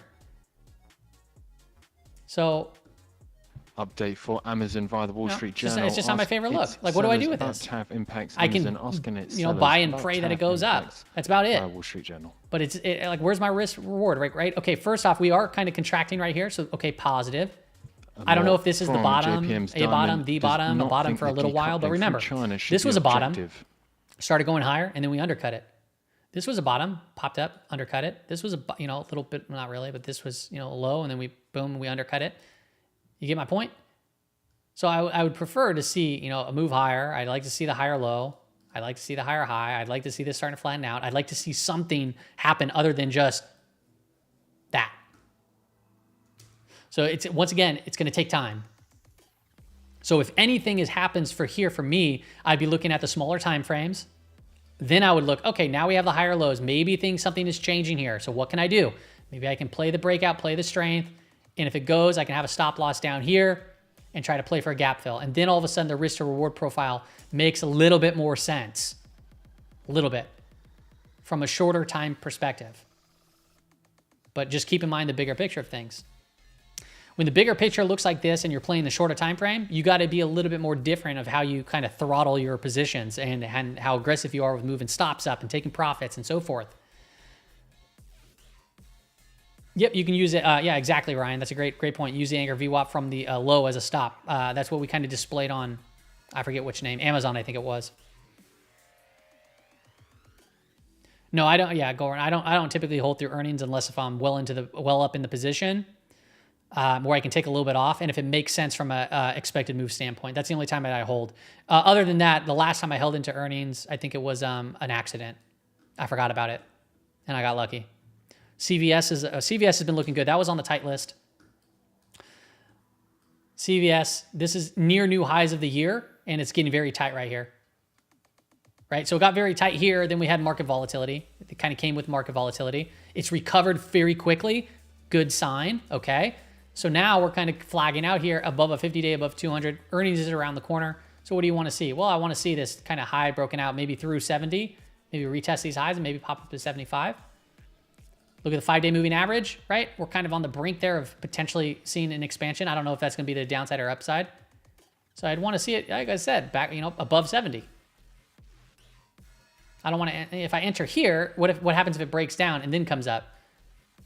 Okay, cool. Like, oh, I was right. But yeah, you let this happen. I'd rather let this happen and then enter here on strength back through than buying here, letting it go down against me and skewing everything that everything in the trade. Amazon, so it did email third-party sellers in recent days on how tariffs are impacting their businesses. Some said they might have to close their online shops, whilst others said they have hoarded inventory and are waiting as long as possible to place new orders from China. S&P 500 still not giving us anything. The market ain't moving. Once again, I've traded. I wish I can have some more trades here intraday. The thing here is many traders fail, and I see this with live traders on YouTube all the time. It's pretty funny. It's not funny. It sucks, but they don't have like a way to determine market conditions. They're just like, oh, it's going to be choppy today. And then it's not choppy and ends up being a trend day. Or, XYZ is happening and then or it is choppy and then they start to trade as if a trend's going to happen. And then they get chopped up in the chop. You need a way to determine your market conditions, right? And if the volatility ain't there, one way that I know this is going to be a choppy day is just, I can go to the tick readings.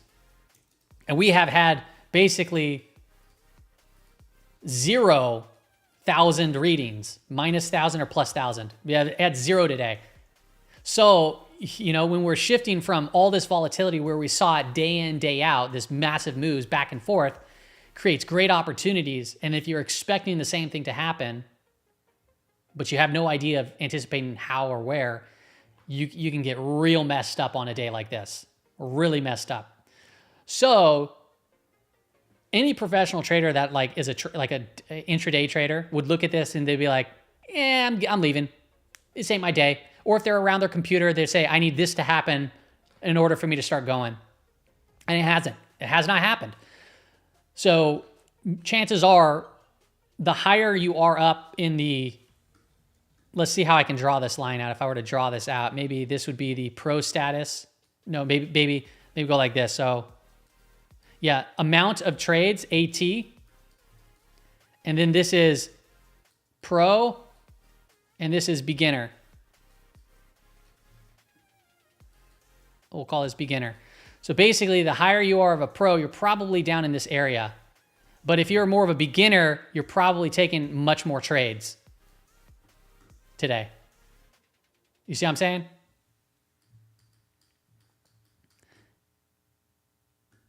If that makes sense? The more professional you are in this environment, chances are you're taking less amount of trades, AT, amount of trades. Lower amount of trades, higher amount of trades. The beginner might be just trying to make their money back, but it's not the environment for that right now. Cool. I just got done playing a game of Fortnite, one-wheeler. Nice. Have you added me on Fortnite? I'm always on. I was on last night. I played a little bit. In fact, I might play some right now. I just don't know how to hook my Xbox up to the stream. If I knew how to do that, it sync the two or whatever, I would just be right now on I'd probably play some Fortnite. And everyone would just be like, this is lame. I thought this was about the stock market. and I'd just be playing my Fortnite, talking about the stock market. What data feed do you have for Bookmap, Rhythmic from their website? I have DX feed. So, okay, I've had problems with my Bookmap stuff. I talked to support the other day. Not really support. I've been talking to I know somebody from there, and I talked with them. But they gave me DX feed and Bookmap data, and they said it's all set up and syncing, but I can't, like, I keep running into problems. So I just ended up, I'm like, all right, we'll sync up later. We'll figure it out. That's why I haven't showed it that much. But right now, I actually have it on my Thinkorswim platform because I just wanted to have access to it. So I'm just using my Thinkorswim data.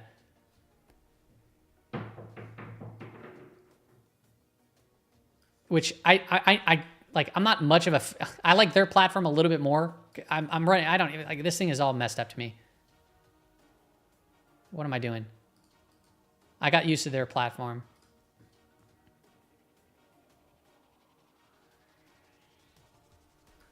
There. Okay. Oh my gosh.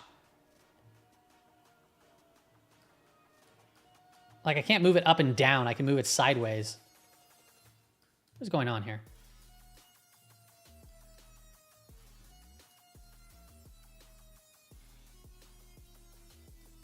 Probably because I have a Mac.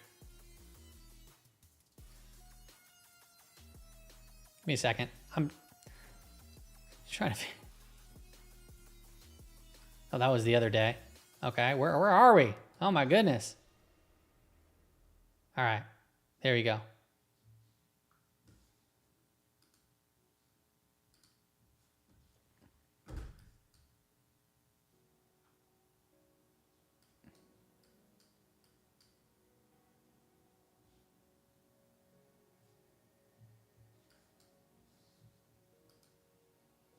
Oh my gosh, I don't know. I've been having so many problems, like, and I got to figure it out in order to use it. So I don't, it's, like I just said, I just showed you there. Like, I keep on running into that problem.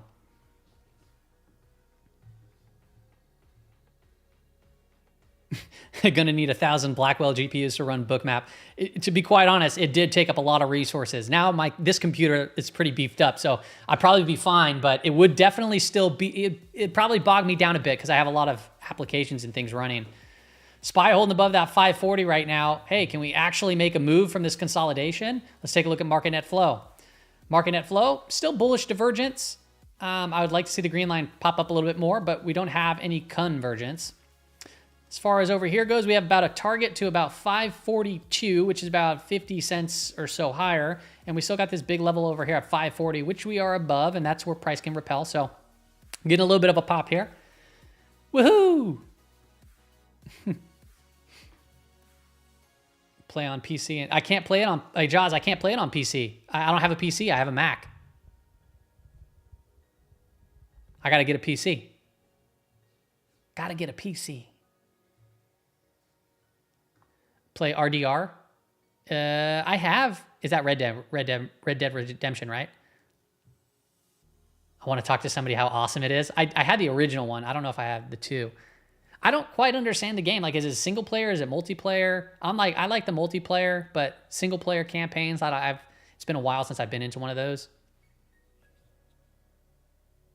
Play FT while commenting on stocks. Boot camp, it's free. Is that a PC on Mac? PC or Mac? Boot camp. What kind of game is it? I like the games that, so, like, okay, I grew up on Counter-Strike. You know, LAN parties with the boys, Counter-Strike, Half-Life mods, building maps on random software for CS. I think it was called Wally. Dude, if anybody knows that, that's crazy. But there was a game development software called Wally, and me and my friend got so into that. We're like little teenagers, figuring out how to use this architectural design stuff to build Counter-Strike maps. Pretty funny. GoldenEye. Yeah, GoldenEye was the classic for sure. I loved that game.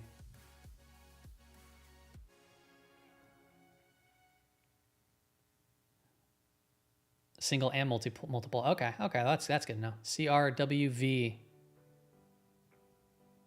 Let me see here. Core weave. Oh, okay. Yeah, so core weave, I mean, today it looks like we got down to its lower vol range. Below a 5-day moving average, it's declining. We initially saw a pop and it's sunk off. I can't say that I'm surprised. It's an IPO in a interesting time to launch an IPO. I don't know too much about the company or what it is, but you know, we kind of held up here. Now we're starting to break down. So if we close down here, that's going to be the new closing low in a week or so. But right now, intraday, that's what this range is.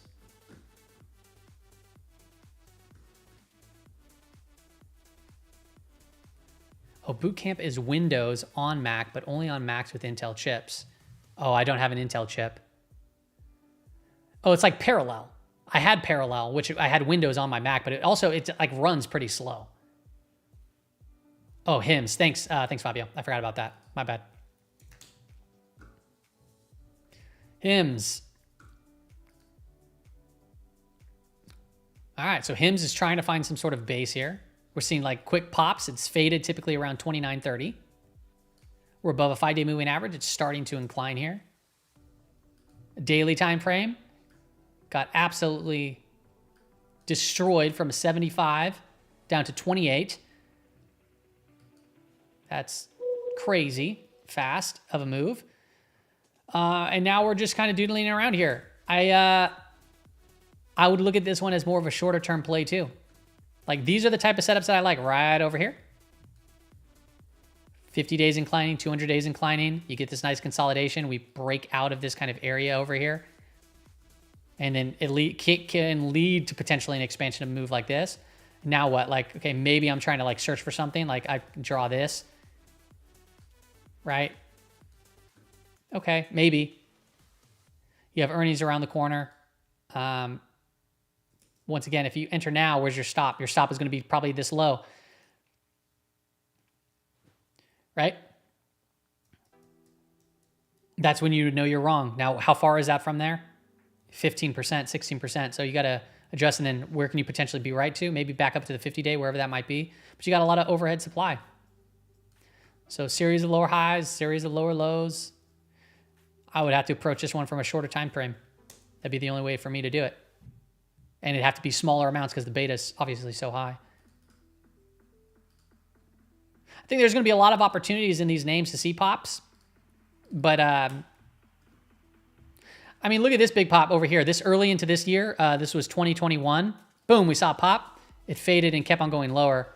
Pop, boom, this is gigantic. And then, you know, Just going into faded more and it's kind of detail going a little on bit that lower. financial time. And look what it ended up doing. Jamie Dimon says the Trump A trade lot war lower. could challenge U.S. credibility. Surprisingly enough, even here, early in this year, it popped up and then it's just faded throughout the remainder of the year. Guess we got to see what earnings brings for me. Hype was oversold from the GLP-1 loss. Yeah, there's something weird about HIMS back then that I feel like the reason why it went so high was something because of that GLP, though. Because of the whole Ozempic, and then they had, you know, ads or something like that. I can't remember what I read, but I was like, I don't know, it just sounded like shady.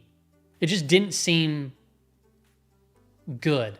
So I was looking at I even saw this stuff down here most likely, and I was just like, you know, I just don't feel comfortable trading this. Something just felt off to me. And sometimes my gut feeling is absolutely wrong, but there's just something saying, and that sucks because that, like, it's a narrative, right? It's just a gut feeling. And if that's the case, like, okay, I'm just going to move on and go into something that I'm comfortable with, but it's not based off of really anything other than a narrative. So did it play out right? Yeah, well, it played out wrong and right. It played out wrong, and then it played out right. So I don't know what's going to happen next. If it sets up, maybe I'll look into it again. But for right now, for me, if it doesn't make like clear sense to me, like I just have a hard time with it.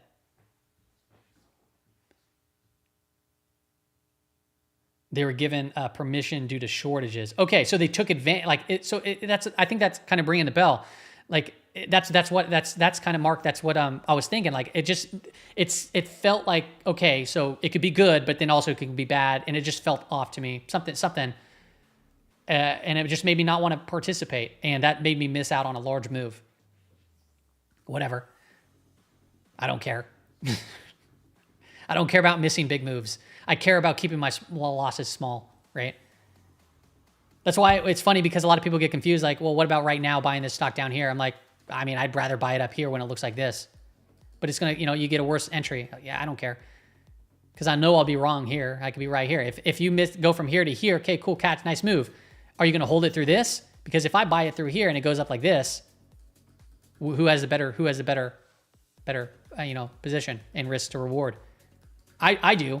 And the reason why that's important, even if you made more money on the trade, the reason why this is important is because I can find consistency doing this. This, you can't find much consistency doing over the course of many years, right? If you try to do this, in the very short term and play some fades and stuff like that, okay, cool. Have a strategy and way to do that during certain conditions. But the way that I'm showing you right now is something that's will keep you from doing stupid things, because we can only control 4 things, right? 1 through 4. I'm not going to write it all out. What we buy, say it's HIMs. Okay. So boom, we can control what we buy, when we buy it. So where are we going to be entering into it? Then how much of it. So how big of our position, right? And then when we get out of it, or when we sell it, or when we update our stops, the managing of the position. Those are the only things that we can control in the market. I don't know how high it's going to go. So why am I going to worry about it? I don't know how low it's going to go. So why am I going to worry about that? I can't control it. Just more on the. So I wait for things that I can control. And what I can wait for is contraction to happen, because you can back into your risk. US nat gas output, and then if it breaks out, awesome, in my direction with volatility expands, cool. If it shakes me out and breaks down, okay, I don't care. I'm out. It's an expense. Piece of inventory gone. Done. Over. Move on. Easier said than done. But, over the course of doing this for years, it's like, you become like, this is my job. I have to do this. I'm not looking for much excitement. It gets exciting sometimes when you get like big moves and he's like, woohoo! But it's like, you got to have fun still, right? You got to get some rocket ship moves. But what's most important is making sure that you don't have, you don't take off to the sky in a rocket ship and then you're like, oh, dude, we're out of fuel. Don't bail from the position. It's okay. Let's just hold on and hopefully that, hopefully something happens.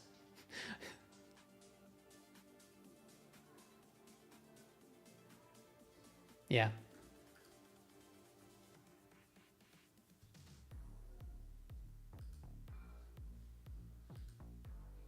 Yeah, we can look at meta. How do I scan for contraction, trade and grow? So there's a couple ways you can do it. I look through a lot of charts. So my scans are pretty broad, and I look through, no joke, thousands of trades, thousands of charts every week. That's what I put together, my watch list and my tight list in the Discord if you're there. But I do that every week. I look at a lot of names, right? Visually, I do that.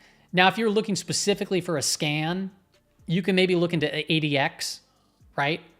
Trend direction, because sometimes when the trend is low, you're going through a period of contraction. So maybe use something, integrate ADX in your scan. If you're looking for strong stocks that maybe are pulling back, you can go to like FinViz, right? You can go to the screener on FinViz. And I don't know, let's create one right now. Let's go industry, stocks only. I want highest volume, forward focused. Market cap, I'll do mid cap plus. I'm not worried about beta right now, although I prefer a higher beta, or I'm just going to be in the market. Let's go 52-week high, low.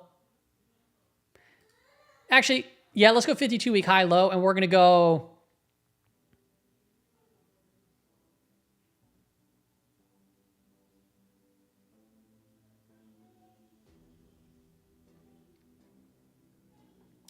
Let's go 0 to 10% below the high. Okay. So what I'm doing here is I'm looking for mid-cap stocks, the ones that have the most volume, and I'm looking for names that are about 0 to 10% from their 52-week high, meaning that they've pulled back a little bit or they're right there at their highs. I can also filter the highest market cap stocks first, but I'm just looking at volume, which volume can throw it off because you can have a little tiny dollar stock. So maybe I can also do, I don't know if there's like a price here. Is there a price here somewhere? Price? Price. Let's go over $10. That's going to cut some names out. And then I'll go ahead and pull up the charts. I'm going to turn this TA off. And here you go. So within these conditions, mid-cap plus, so anything above a mid-cap, which is in FinViz's terms is over $2 billion market cap. I'm looking for strong stocks that are about maybe 0 to 10% below their high that are over $10. And here you go. Right? AT&T, Verizon, right? Those are names that we talked about today that we're setting up. Haleon, this is a ADR, American Depository Receipt, so it's based out of the UK. Big name, seeing a lot of volatility, right? And then I would just kind of scan through this and be like, okay, what's contracting? What's coiling up here? This is so small. Let me zoom this in. All right. What's contracting here? So look at KGC. Like that's a goal. I'm not much of a trader of miners that much. NEM, Newmont, another one that's contracting. Not really, once again, a huge miners trader. Netflix seeing some really strong relative strength today, breaking from this downtrend. Netflix might be one to put on the radar. IBM, that's another ADR. And this is what I do. I just go through all these charts. CVS, right? We talked about CVS today. It's near its highs. It's contracting. So this one would be a tight list. All right, and then I would just kind of go through the list. I have all kinds of scans. I put together all kinds of stuff. Party starter scan. See what's on the party starter scan today. If anything's showing up.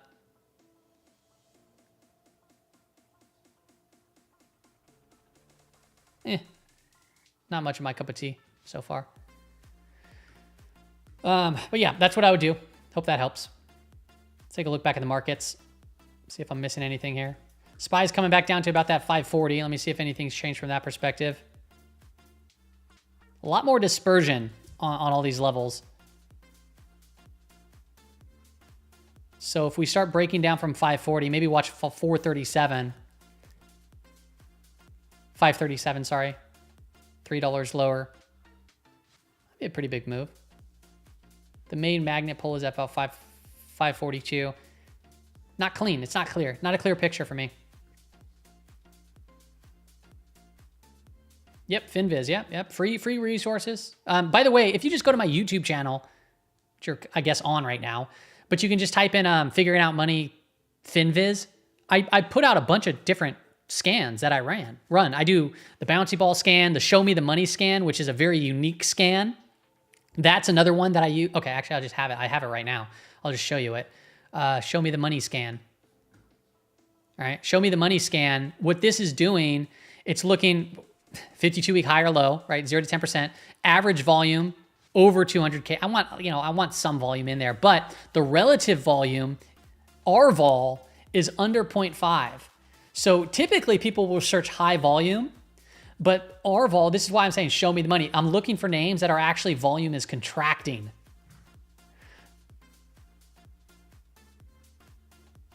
So when I go through this, I'm looking for price action now that's contracting because I already know volume's contracting. So if you go into some of these names, like do you notice how like WEL, volume's right here. It's hard to see. I know it's contracting, right? Over here, look at fiber. This chart's all over the place, but volume's contracting. It's drying up. So if price action's drying up and volume's drying up, maybe that leads to an expansionary move in the near future. Situation room meeting on Iran nuclear deal negotiations. Kind of right around that 540. Give me 1 second. I heard a door close. I just got to go check. I think my wife be leaving. My wife and kid might be leaving. So give me a moment. I'll be right back.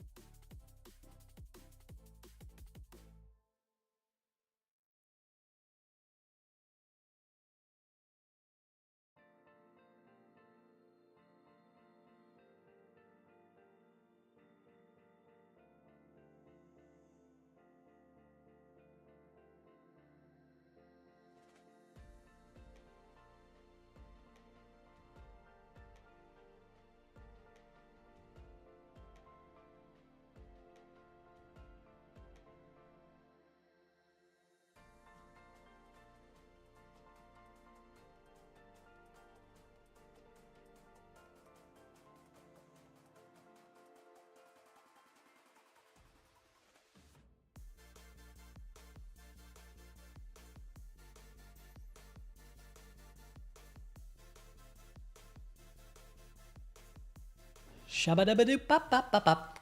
I'm back. Energy update for ExxonMobil consortium is to begin installation of floating oil production facility One Guyana off Guyana's coast, according to Reuters, citing maritime regulator. Tough life of a chart scanner.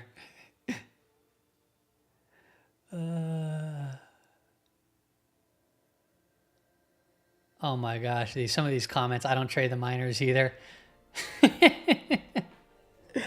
Y'all are funny. It's pretty good. Did I look at Meta already? Somebody asked me about Meta. What is going on here? Okay, there we go. All right, let's take a look over here. Netflix basically gave guidance on a path to being $1 trillion market cap while currently around 400 billion. Okay, so there's news around Netflix today. Is that what's that? Whoa, what's this? Hello. Take a look here. We're getting a nice little dip there on net flow for the cumulative net premiums puts, and then this is kind of growing. So this divergence here is actually kind of expanding. That's actually a pretty nice sign.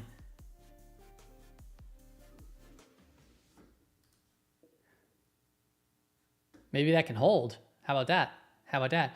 Not much change here, but at least we're seeing something. That'd be a bullish sign there, seeing this go down and this continue to upward.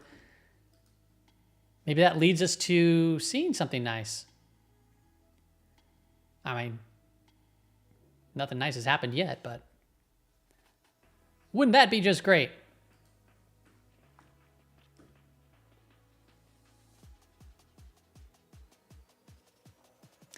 It's at $9.99 for a sub, but it is showing 13 in Patreon. It's not even $9.99. It's $9. $9 US. I don't know what it is. Are you talking about US dollars for the Patreon?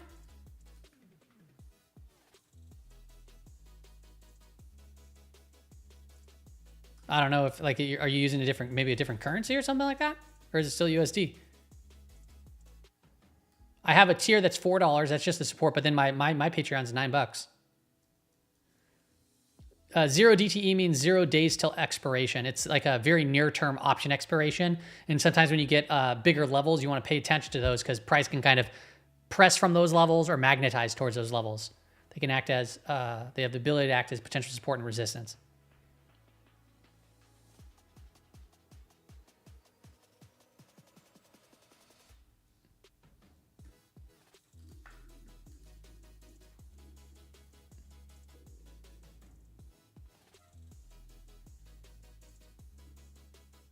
It's USD.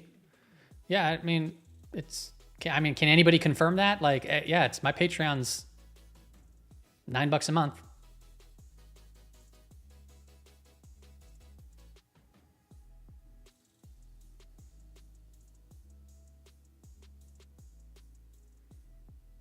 Maybe do it from a computer, or like, are you doing it from a phone? Maybe I don't know. Maybe it's just like that.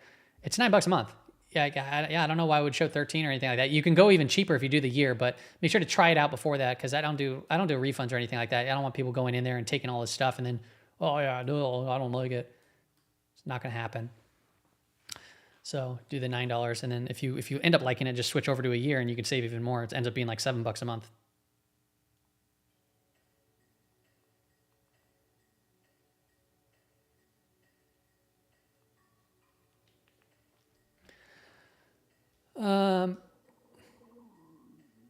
Dude, did you hear that? My stomach just growled so loud. I'm so hungry.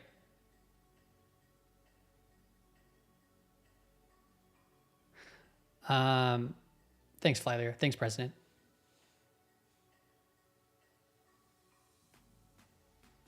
Can I explain market net flow? So there is a YouTube video on market net flow by Trady Ticks that'll really walk you through it. I would probably say go watch the video there. Because they're going to give you a more in-depth explanation, which a lot of times people want. I keep it pretty darn simple when I talk about it. These green, these lines over here, right? Let me remove some of this stuff. The biggest thing I pay attention to is this green and red line. This is the cumulative net premiums in the market for calls, green, puts, red. And I look to see when they start diverging from one another, whether that's the red up here or the green down here. And when it happens, it tells me specifically, You heard the stomach? Yeah, that was loud. Like my stomach is just straight on fire right now. I haven't ate any food. It tells me where the flow of the market's going. Like, is it going to be a bullish river? Is it going to be a bearish river? And what should I do? So knowing this, my idea would be more to be on the long side of things today, given the context of market net flow. But then I verify it with, price action, and price action hasn't really gone anywhere when I'm trading yet. So I just kind of I've been on a pause with the bullish lean for right now. So if I want to play, I'd maybe be looking at the tick chart. If I'm trying to scalp, I'd be looking at the tick chart and saying, hey, are we getting any extended readings to the downside? Because maybe that's when I can start to fade and start to build a position. And no, we haven't. It's been calm all day. Haven't got anything. That might come. It might come later. Sometimes it takes a while, and then all of a sudden it comes, and it comes fast. Boom.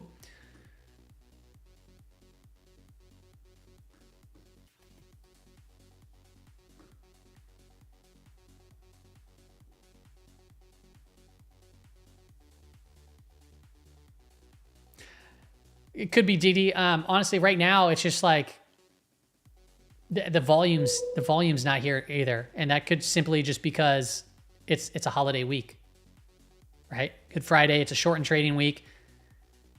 Volume ain't here. Expectations of risk are here, but volume just hasn't showed up yet. Coming back down to around that 540 level on SPY. Is it beer time? Almost. My stomach is just growling like crazy. I gotta eat some food. Early AM. It's still early AM. It's 9:52 AM where I'm at.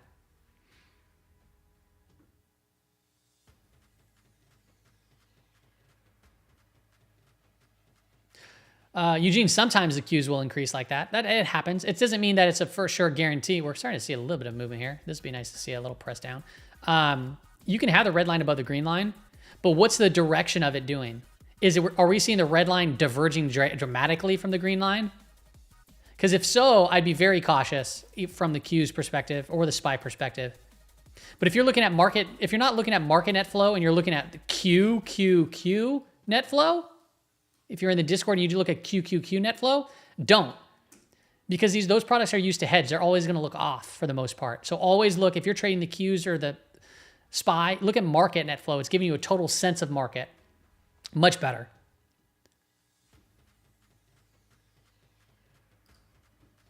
Kind of under that 540 right now.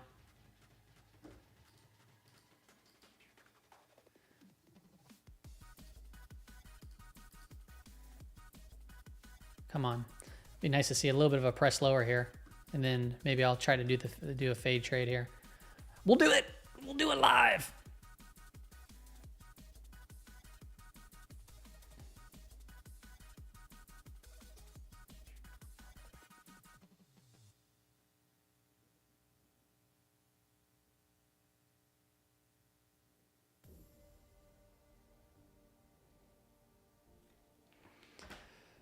Okay.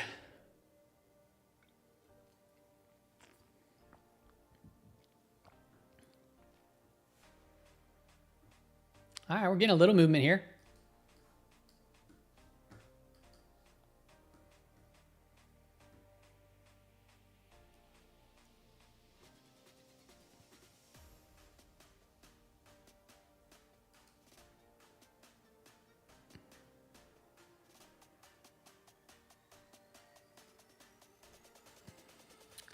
Right now we're flat on the trading session.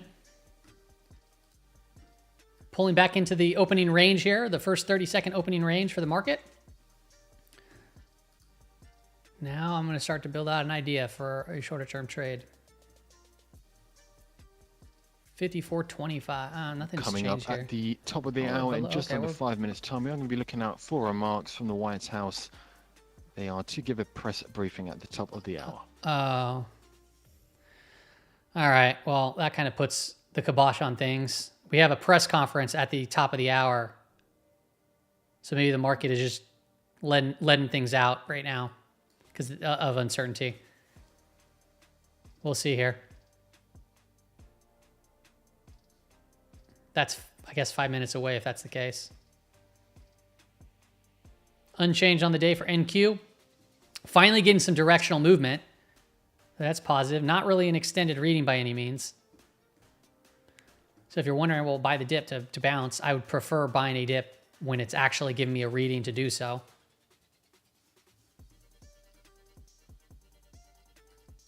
Keeping an eye. I don't even know if I want to do it leading into this press conference. Here we go. We're finally getting a little bit of movement here. The lower part of the opening range right now.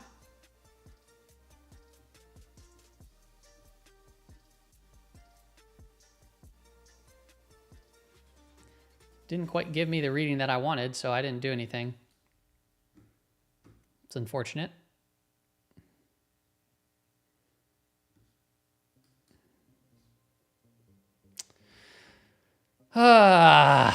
Missed that.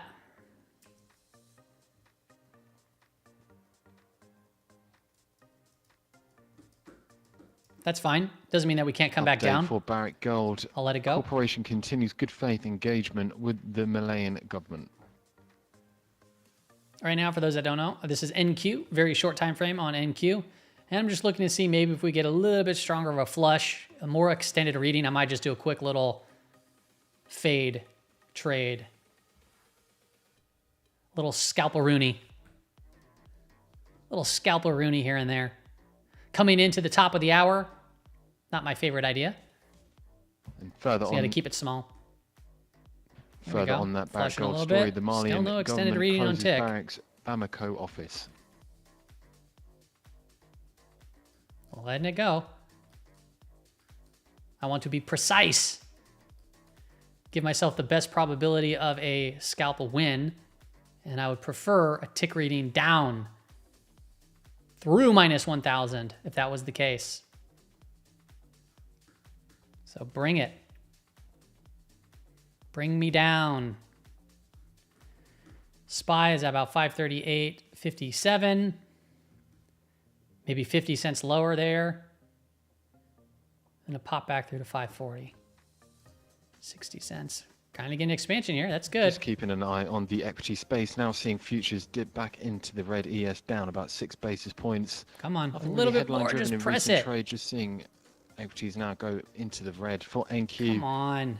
Marginally up about 8 basis points. Dow Jones. I'm being stingy right now. I am being stingy right now. RTY up about 5 basis points. I could have done something there. Elsewhere, crude prices, they remain subdued in the red. WTI down 30 cents per barrel on the day at about $61.20 per barrel. Brent at about 64.5. I was stingy. Dollar index is now firmer above that 100 handle. Whatever. At 100 rather, 19. All right, well, get some relief and let's come back down. Let's make another low. Set me up again.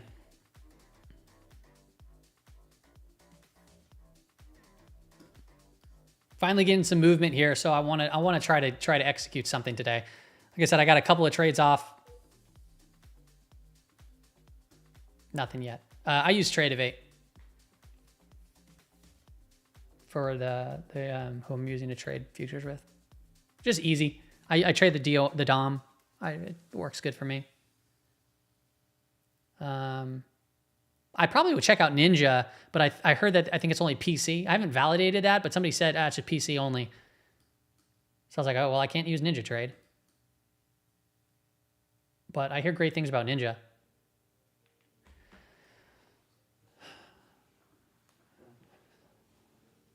Whenever you try to play a pop, it fails, and that's why you're bear. I get it, Colby. Maybe utilize the tick chart. Helps with a little bit more pristine execution. Having to be patient. I probably could have taken this little quick scalp right here and this one right here. It gave me a reading where I feel comfortable doing an MNQ. Being that I'm on live, I'm just waiting it out to see if I can get my real reading. But update. But notice how it kind of like if you were to just try to buy the dip, you would have got exploded an account here in futures if you're doing something. I know it doesn't look like much, but from 1960 down to 18,980 or even lower, that's pretty big. Well, hey, thanks for joining there.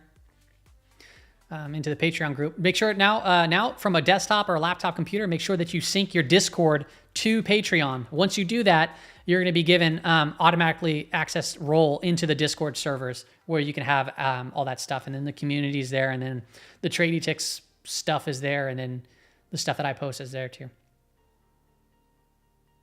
Appreciate you checking it out. Still waiting it out here.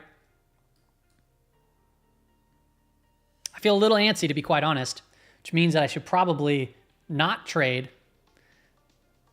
But man, that's just the roller coaster of emotions you feel while you do trade.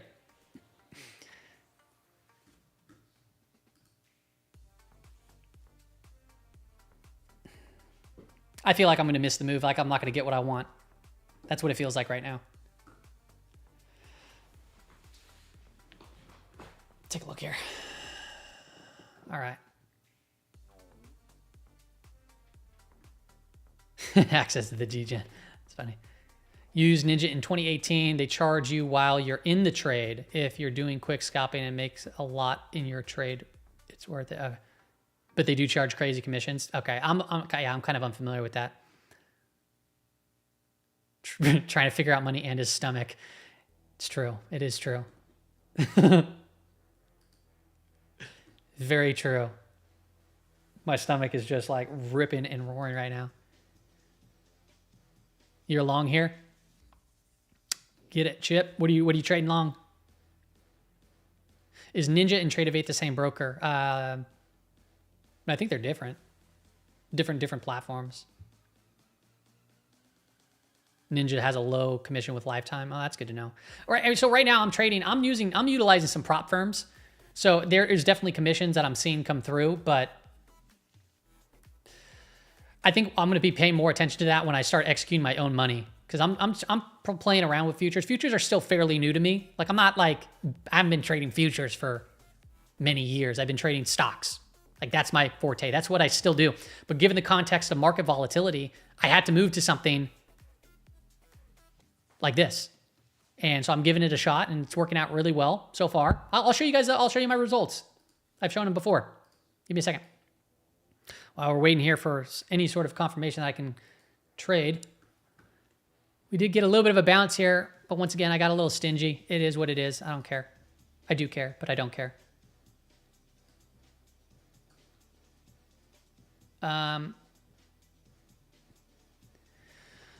So the number of trades that I've taken, I'm just showing you my Tradeify account. The number of trades that I've taken,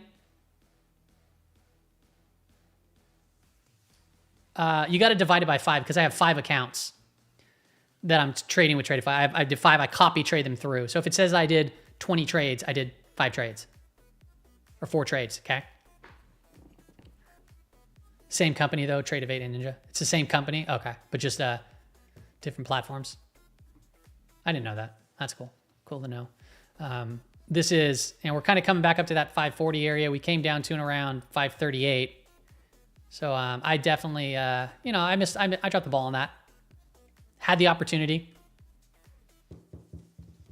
Could have got some points. Could have been a good scalp. Absolutely mad. Yeah, you can trade SPY and SPX. You can trade options looking at the tick chart. You can trade NQ. You can look at ES, MES.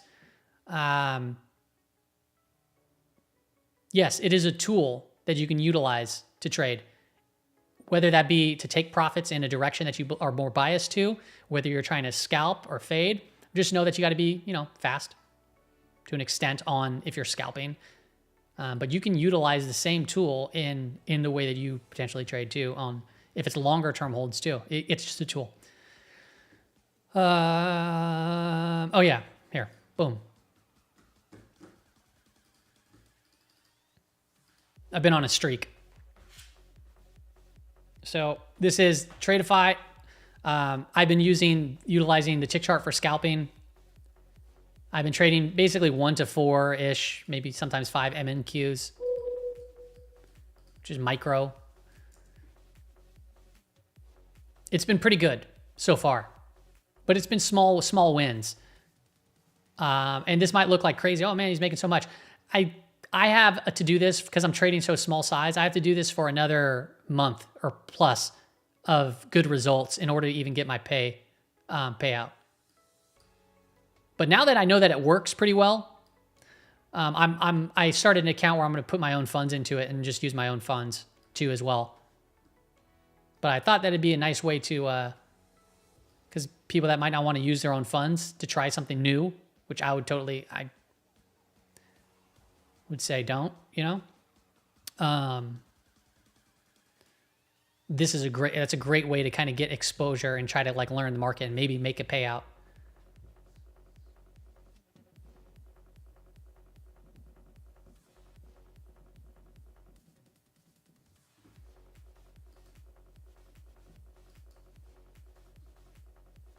Please keep the subscription around $10. I give a lot of stuff out for $10. A lot.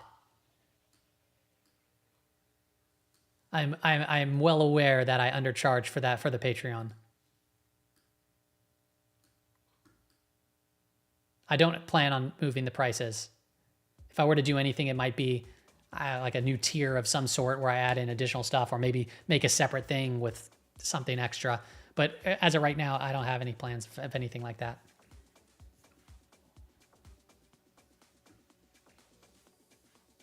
Am I using bots to trade? No. I don't use any bots. A lot of discretion goes into the trades. So I have room for flexibility. I'm not much of a bot or algo driver of a trader. Many times, like the problem with sometimes creating algos and bots is, one, they can be great, but two, you're focusing on back testing, and you could kind of work the numbers to be like, hey, look at what I made. This has had this perfect a performance. But then you like forward test it and it sucks. So I use discretion when I trade. I'm active. I prefer swing trading, but I prefer swing trading in better market conditions, which we just do not have right now, which once again, gamma flip line, direction of 5-day moving average. Those are my conditions. I look at those things to determine whether we're in more of a positive environment for swing trading, feeling a little bit more confident, putting some size out there, holding longer, and or seeing volatility. And more shorter term trades.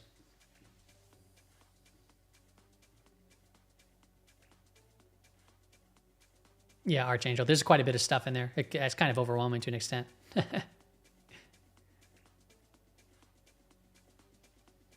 No upcharge for tariffs. Oh, gosh. Is Trump going live to respond to EU? I don't know if it's Trump going live or no tariff charges on the Patreon digital service.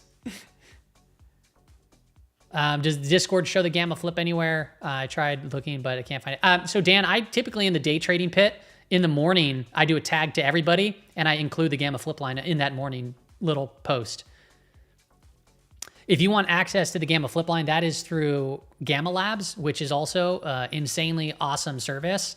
And I think I'm the only one that is affiliated with them, because I've talked with the owner of Gamma Labs. They charge $15 a month, and they give you a whole host of tools and resources and charts and stuff. This is their stuff.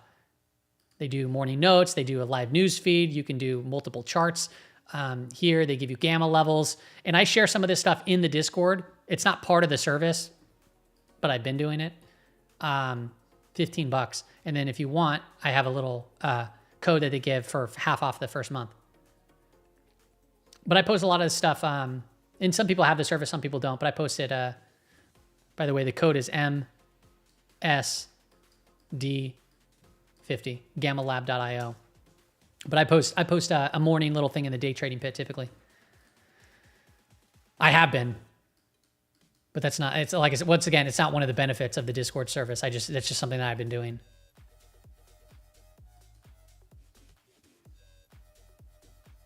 And then on top of that, Dan, you can actually in the query channel, I forget the command, but you can actually use tradie ticks. There's a command you can type for the gamma profile for SPX to get the gamma flip line. Sometimes it like works. It's like funky though. So I just use Gamma Labs because it's been like the closest to other providers like Spot Gamma from tier 1. So I just stuck with Gamma Lab.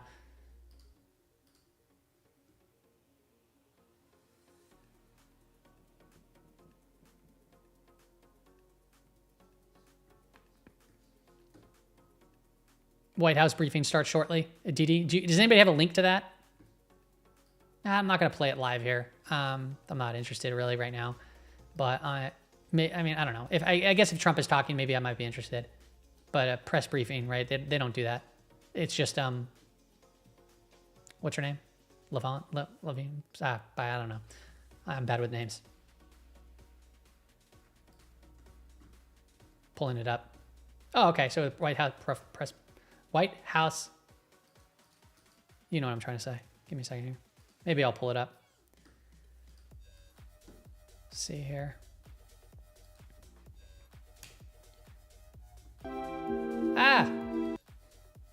Ed. Guess we can have it up. I'm sure other people want to see it here. But I don't think it's going to be, well, the moment I say I don't think it's going to be, I don't think it will be market moving, but you never know these days. You go tell them. They don't listen to me. You can hear them talking. What did he just say? He just said something daddy. That was the quote on my screen.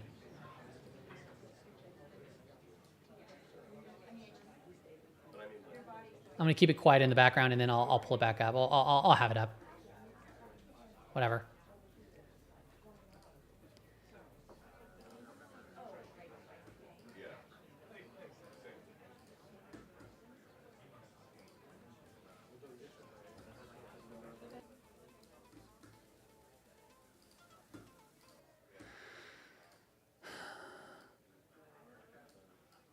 SPY is flat on the trading session today.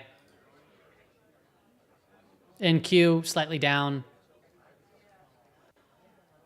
Flat. Whatever. It's not bearish. It's not bullish. Just is what it is. Going sideways. I actually kind of like that we're just going sideways here. More time for the 5-day moving average to catch up. It's just consolidating. Be nice to see it like a little bit of a higher low put in, tighten back up, and break to the upside and go for it. Maybe not today. Unfortunately, in volatility that's lowering in this kind of uncertain environment, what I don't want to see, which kind of sucks, is why I want to add exposure in. That's why I did, is the gaps and the camps. So it's like the next day, like something that happens overnight, it gaps up and people are like, woohoo, and then it just goes sideways. And then you gap up again and it just goes sideways. And it's like, dude, it gave no trade and it gave you no entry. Those are like, I hate that. I hate it. I hate it unless if I have some positions in, but I prefer to see the volatility and like it's set up where I can actually like play the move, versus getting just like missing out on a rally because it locks you out and it's, it just happens very quickly. Meta broke down. What's Meta up to? Yeah, Meta's coming in. That can definitely pull some force down in these markets. As far as a low from Meta, maybe watch that 517 down here. 511 maybe. That'd be a big move for Meta. That's another 2% if it gets down there. That'd be very strong. That means the market would be moving, selling off here too. Below the 5-day moving average. Yeah.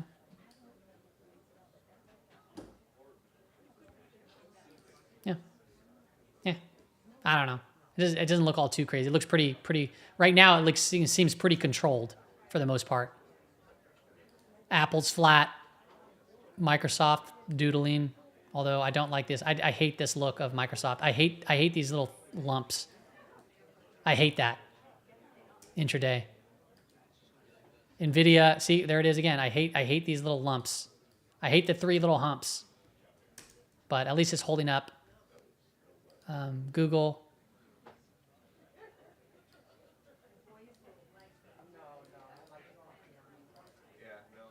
Google is at its lower vol range here. This is pretty controlled too.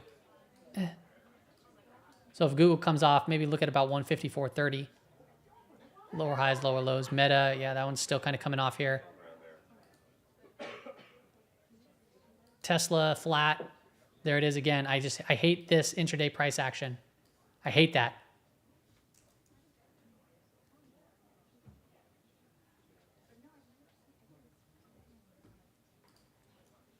SPY did that. Yeah, SPY did it too. Yeah, yeah. Yeah, it's just not a good look. I hate this look.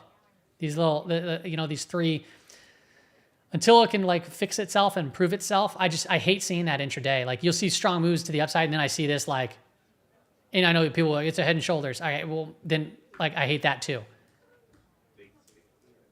Not my favorite. It's like a slow rollover, right? You get this like move up, and then you get a big move down, and then it comes up, and then you get a strong move down, and then it comes up, and then you get a strong move down again. It's like, okay, they keep on fading the bounces. The latest New York Fed Not Reserve my operation favorite. do accept 89 billion across 23 bidders. Does compare to My Monday's humps. 103 My billion humps. across 34 bidders. Here, maybe I can find some sort of opportunity here. Let's go. I've been like antsy for a trade. We're coming down there again. Let me see here. I got to keep an eye on my other screen. Can he do it? Hey, there's an alert. I didn't do it.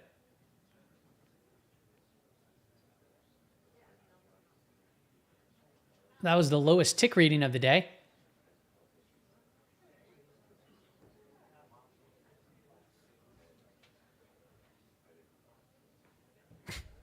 Missed it. I mean, I didn't miss much, but sometimes that opens up for a scalp. Now, what I don't like is you get these lows here, so chances are you can retest and potentially break it. And I don't like getting a minus 1,000 reading on a break. So I prefer to see it a little bit stronger than that. Maybe a minus 12. So we're getting that kind of break right here. I'm keeping an eye here on this break. Not a great look, and not really an extended tick reading, so I still want to see the break, and I want to see this flush.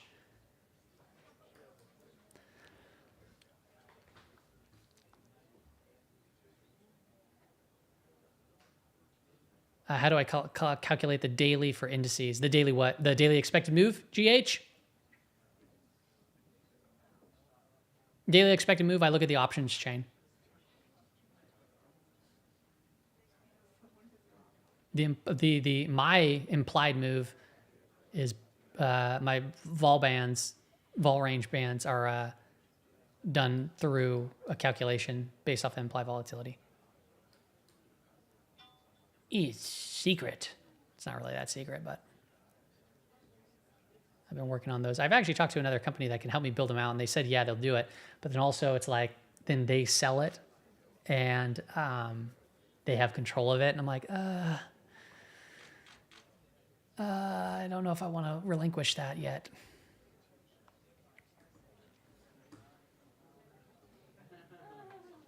We're back testing the opening range here. So that reading led to a nice little pop. Nothing much, but that I could have scalped that. But I didn't.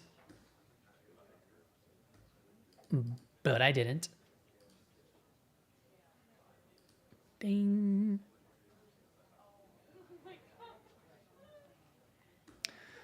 MNF bullish. I mean, it's bullish, but I mean, look at the market. Market hasn't gone anywhere today. So we're minus 10 basis points right now.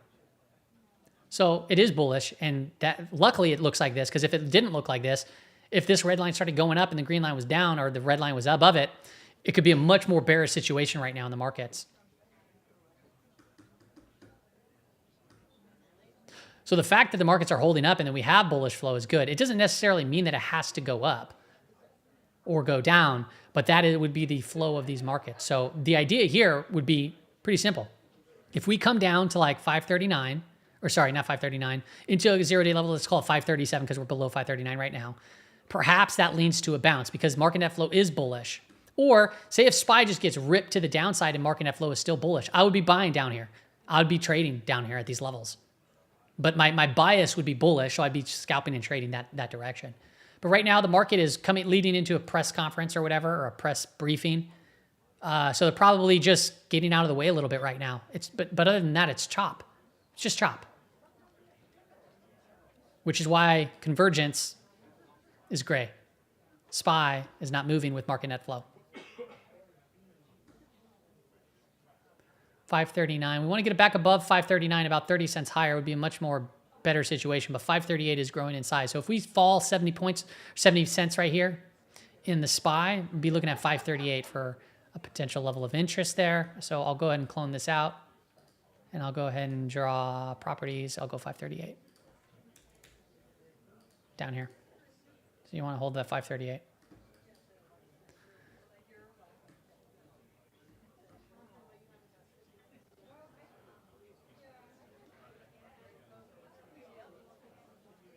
RSP, yeah. Oh, that's interesting. Some equal weight.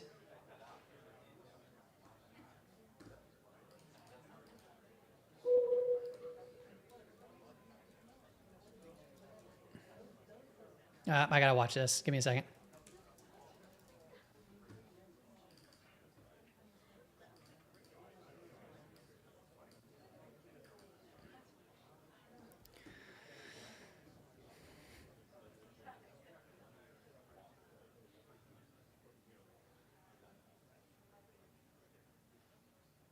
Good day to have a side hobby. Yeah, it is, for sure.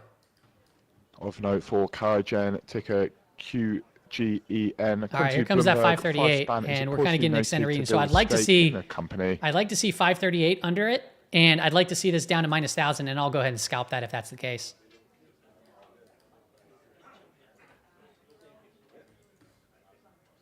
Come on, about 15 cents from 538. NQ kind of coming off a bit more here. Not quite an extended reading on tick chart, but we're nearing that. So let's get a little bit stronger of a flush here. Come on, just press it down. Let's go. It's not going to let me in again.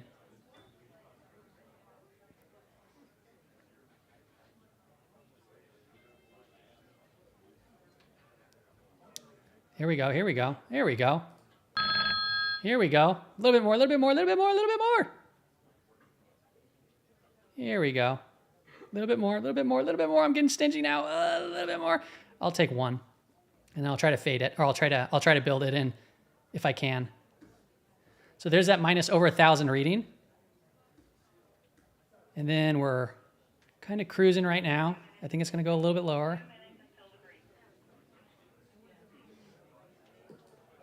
I'm out. I took 20 bucks. I moved my stop a little bit too tight there, unfortunately.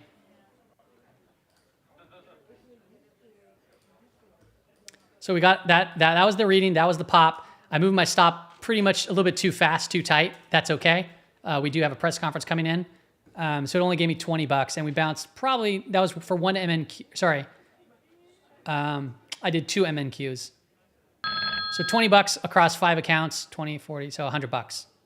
And we're seeing that bounce a little bit stronger right now.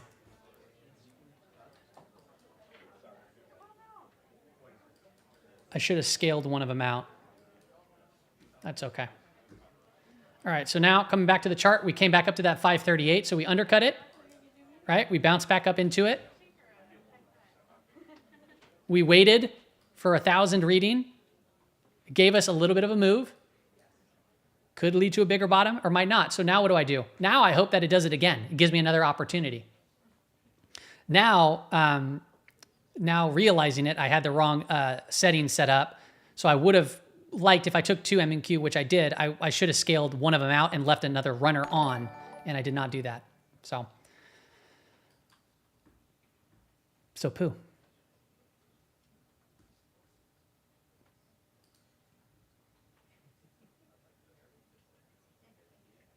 You keep thinking TOS is ringing you? All right, so I've taken 2 trades on this account. Counts. So what it looks like. And I know people are like, dude, there's other people that, do thousands of dollars. I could scale it up, but right now I'm not. So $76 across those 5 accounts. Small time, small cheese. Yep, it's coming back in now. See if anything's changing from this perspective. 540 is the magnet. So right now, if we get another reading, maybe I'll take another stab at it. I would prefer NQ not to get the reading as we break a new low. I'd like to see a deeper undercut of it. Now, that just happened real quick. So we didn't get the 1,000 reading yet though. So that's okay. I'm waiting.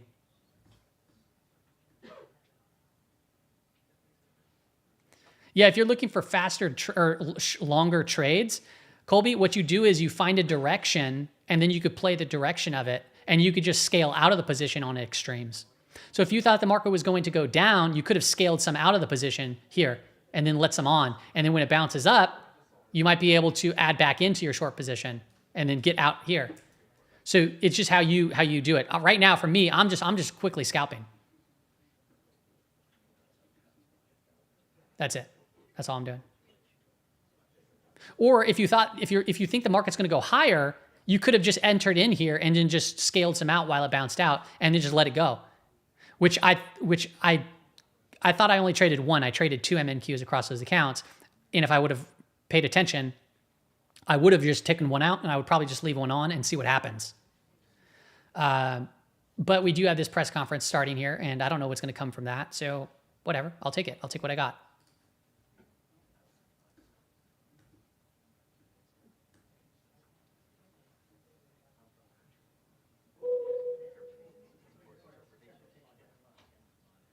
But yeah, it's a very, very, very quick execution. It's a high win rate, but it's also very quick execution, and you got to do so on small size because if it goes against you and you can't build into it, you'll blow it up, right? So I can't do a full micro or mini, and then build into another mini and another mini if the account blows up at like 2,000, or 3,000 or whatever these accounts go to, 4,000. I don't know what they go to. The unfortunate thing is it takes a long time to get a payout from these. Now, if I use my own money, I'd probably actually still only use MNQs. Micros are huge. That's some massive leverage, especially in volatile markets.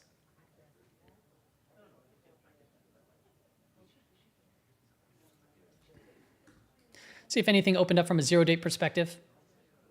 Any other levels we can potentially trade? Excuse me. 53.95.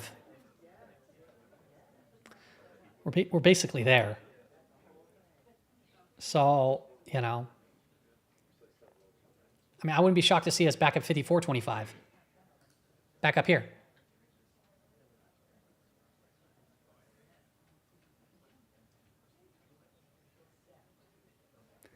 Market net flow, yeah, it's still bullish, but we don't have convergence, and now we're starting to see kind of the red light up down here. Everybody. All right, there's the press conference. For my tardiness, but I came directly from the Oval. I have some newsy updates to share from the president, which I know you all very much value and appreciate. So let's get to it. So the market sold off into this. The president promised millions of Christians across the country on the campaign trail that he would create a White House faith office when he returned to the White House. The White House press secretary Leavitt has just begun speaking. The White House Faith Office has put together an extraordinary week-long celebration currently underway for Holy Week ahead of Easter Sunday. The president signed a Holy Week proclamation, filmed a special presidential video message, and will be hosting a pre-Easter dinner tomorrow night and a White House staff Easter worship service on Thursday. The president and the First Lady are honored to continue the tradition of the White House Easter egg roll, which will take place on the South Lawn next Monday. In other news, President Trump is turning America into a manufacturing superpower again. Yesterday, there was a monumental announcement by NVIDIA, one of the largest companies in the world.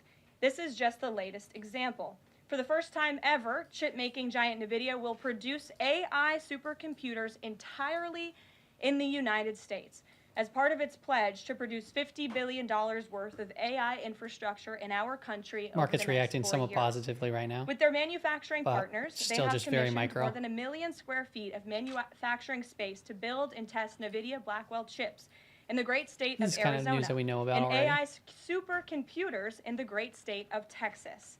NVIDIA's founder and CEO Jensen Huang touted how the engines of the world's AI infrastructure are being built in the United States for the first time. This is the Trump effect. This follows trillions in other It's U.S. not a investments press announced briefing, already, including know? $500 billion from Apple in U.S.-based manufacturing and training. So kind of a little bit of an undercut bottom over here, and we're kind of TSMC regaining that. Chips manufacturing. So if you're bullish, this and is $500 billion not a bad look private there. investment led Still by OpenAI, underneath the Oracle, opening and range, SoftBank though, in and we'll see what artificial comes from intelligence this. infrastructure. Under President Trump, we're going to produce the cars, the ships, the chips, the airplanes, minerals, and medicines that we need right Jensen here Huang. in America at the hands of American workers. On the border, President Trump continues to break records and protect our homeland. America's According to earnings CBP, call. Border Patrol apprehensions along the southwest border It's for the America's earnings entire call. month That's hilarious. of March 2025 were lower than the first Good 2 stuff. days of March 2024 under Joe Biden. Incredible law enforcement officers are arresting violent illegal aliens from American communities every day. Here Spy are down a few 14 basis examples points. from the latest ICE report, which I received this morning. ICE Los Angeles arrested a 54-year-old citizen of Mexico convicted of rape by threat, sodomy with a person under 14 years, and kidnapping in San Jose, California. ICE Houston has arrested a 23-year-old citizen of Mexico convicted of predatory criminal sexual assault of a child in Cook County, Where are the Illinois. materials? ICE for all Houston this coming from? arrested a I don't understand the 64-year-old question, citizen Matt. of Honduras convicted of murder in Los Angeles County, California. ICE Chicago arrested a 49-year-old citizen of Guatemala convicted of assault and arson in Prince Williams, Virginia, not far from here. ICE Denver arrested a 36-year-old citizen of Mexico who is registered as a sex offender and has been convicted of sexual assault of a child in Lake County, Colorado. ICE Baltimore arrested a 50-year-old citizen of China convicted of sex trafficking in Bel Air, Maryland. And ICE Boston arrested a 46-year-old citizen of Jamaica convicted of 3 counts of rape of a child. Oh, and where are 2 the materials? counts of I get good indecent question. I have assault no and battery idea. Of a child under 14 in I'd have Boston, to kind of. Massachusetts. I'd have to look around. President Trump and our administration will not rest until every single violent illegal alien is removed from our country. The safety of the American people is too important to settle for anything less. On that note, the Democrat and media outrage over the deportation of Abrego Garcia, It's a good an question, MS-13 Pimp. I have no El idea. Salvadorian illegal alien criminal who is hiding in Maryland, has been nothing short of despicable. Based on the sensationalism of many of the people in this room, you would think we deported a candidate for Father of the Year. That's because, unfortunately, many in this country care more about this quote-unquote Maryland father, a legal alien MS-13 gang member, than a Maryland mother and an American citizen who was brutally murdered at the hands of a different illegal alien. Of course, I am referring to Rachel Morin. And if you didn't see yesterday, a Maryland jury found illegal alien Victor Antonio Martinez Hernandez guilty of murdering Rachel Morin in August of 2023. She was a 37-year-old mother of 5 who was jogging in an otherwise safe community northeast of Baltimore when this monster ambushed, strangled, and beat her to death before stuffing her brutalized body in a tunnel drain. The Morin family finally got justice yesterday, but they will never get Rachel back. Our hearts go out to Rachel's family, her 5 children, and her mother, Patty, who has suffered the unimaginable loss of her daughter. In case you missed it last week, President Trump signed a national security presidential memorandum directing federal agencies administering Am I still looking federal for land shorts? on the border to make land available to the Defense Department I'll in look a for new whatever.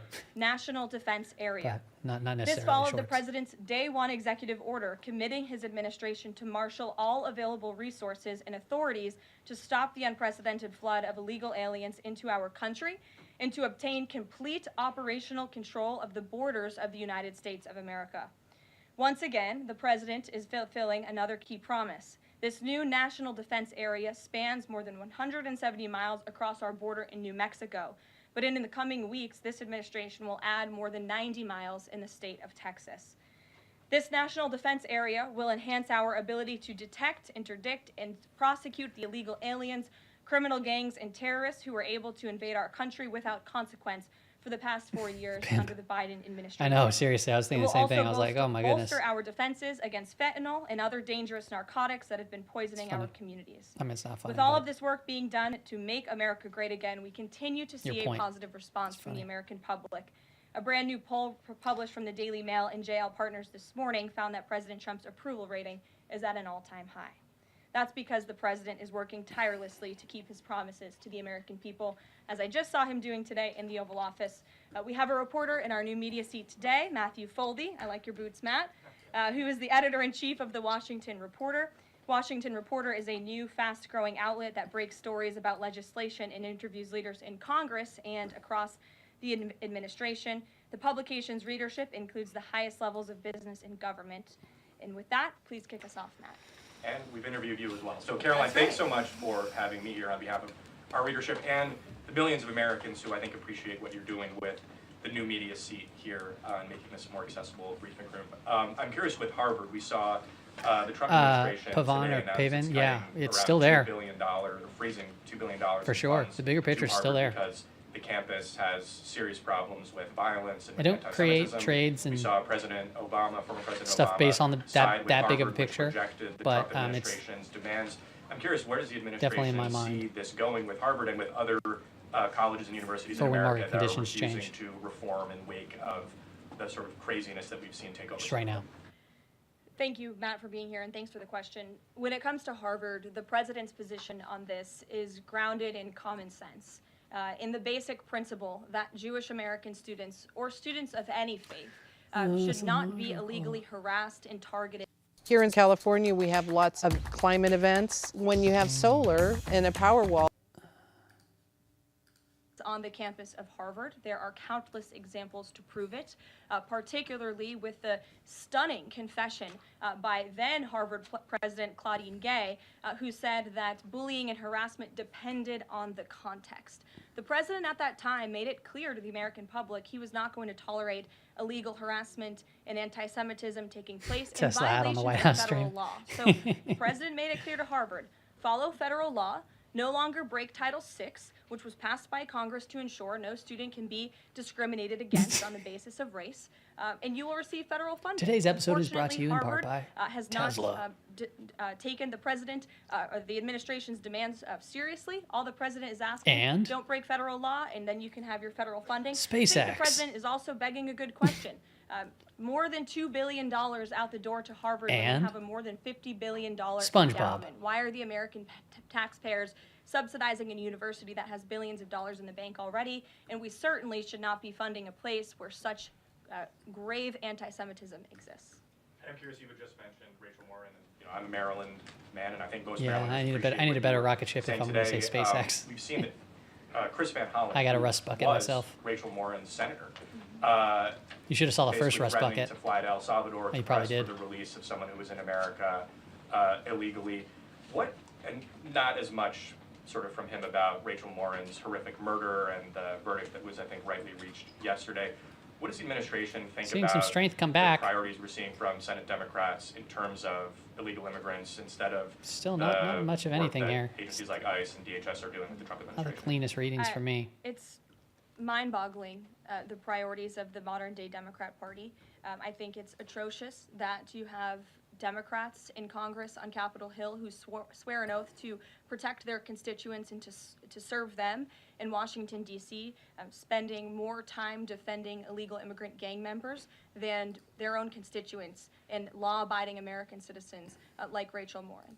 And I saw the president personally on the campaign trail, and I continue to see him in his role as president of the United States, put American families first, reach out to the victims, the families of victims at the hands of illegal immigrant crime, and frankly, the actions and the words of the Democrat Party prove they could not care less about the American public. And maybe if they did, they'd see a bit higher approval ratings right now. Thanks for being here with us today. Peter. Thank you, Caroline.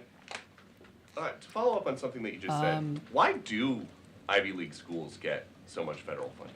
It's a very good question, and it's a question the president has obviously raised in his discussions and negotiations with not just Harvard, but also Columbia and many other Ivy League institutions. We have the anti-Semitism task force, which the president promised and delivered on. The anti-Semitism task forces across the government, representatives from various federal agencies who meet on a weekly basis to discuss the question that you just raised. And I think a lot of Americans are wondering why their tax dollars are going to these universities when they are not only indoctrinating our nation's students, but also allowing such egregious illegal behavior to occur.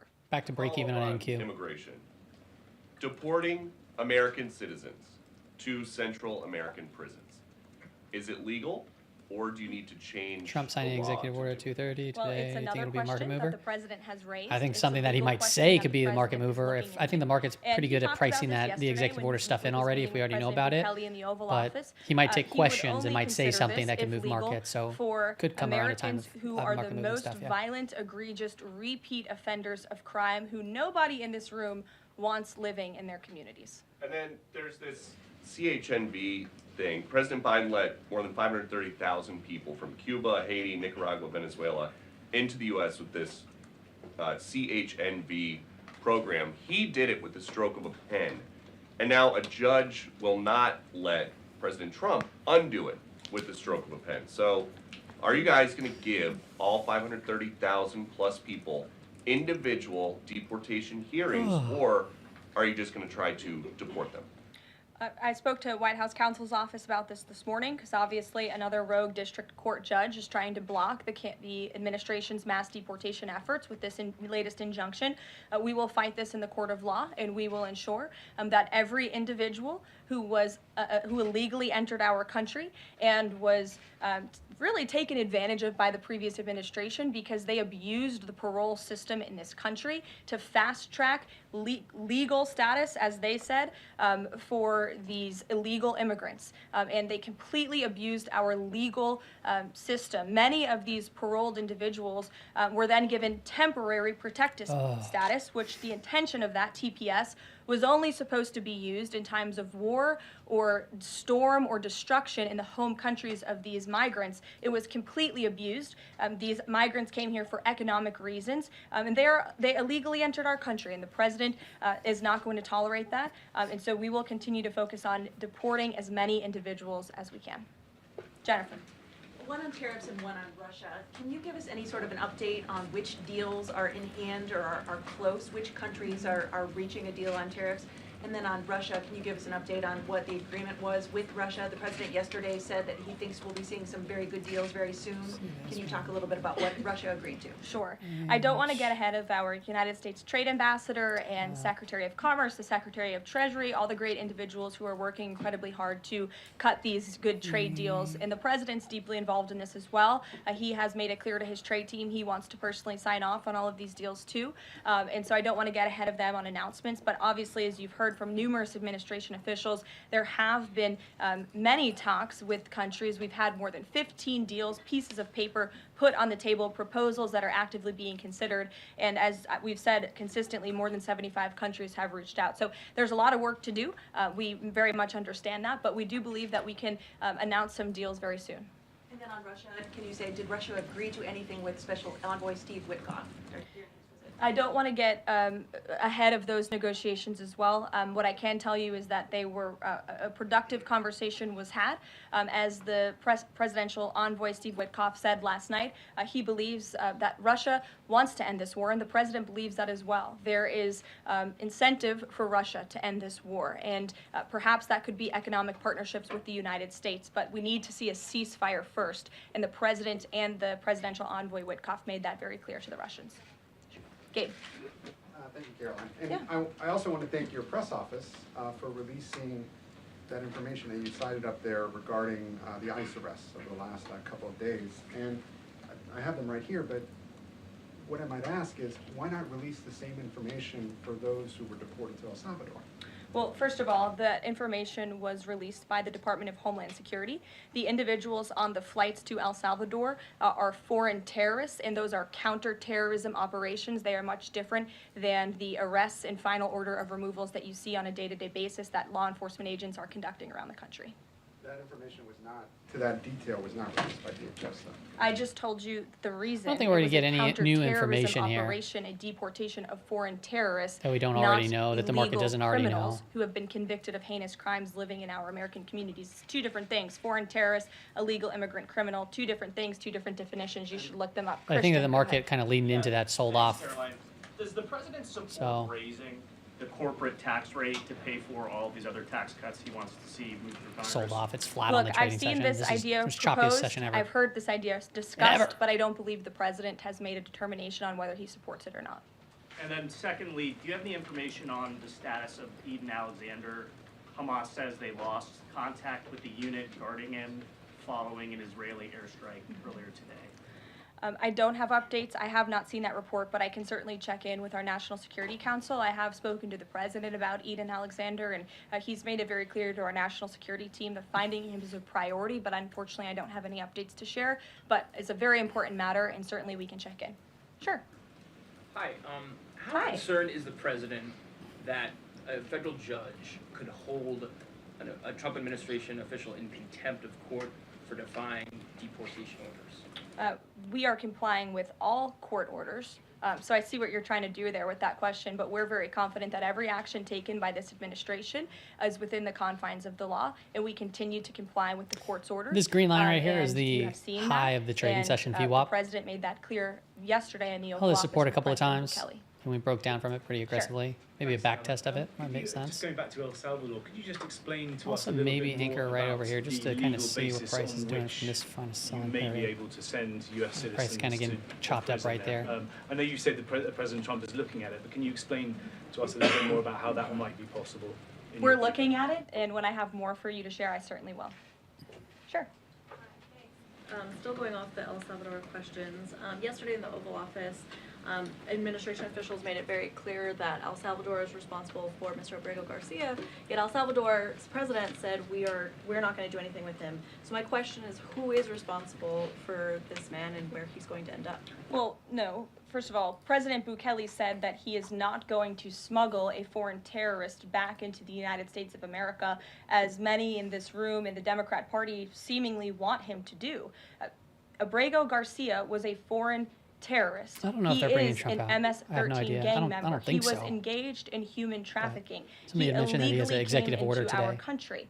And so deporting him back to El Salvador was always going to be the end result. There is never going to be a world in which this is an individual who's going to live a peaceful life in Maryland, because he is a foreign terrorist and a MS-13 gang member. Not only have we confirmed that, President Bukele yesterday in the Oval Office confirmed that as well.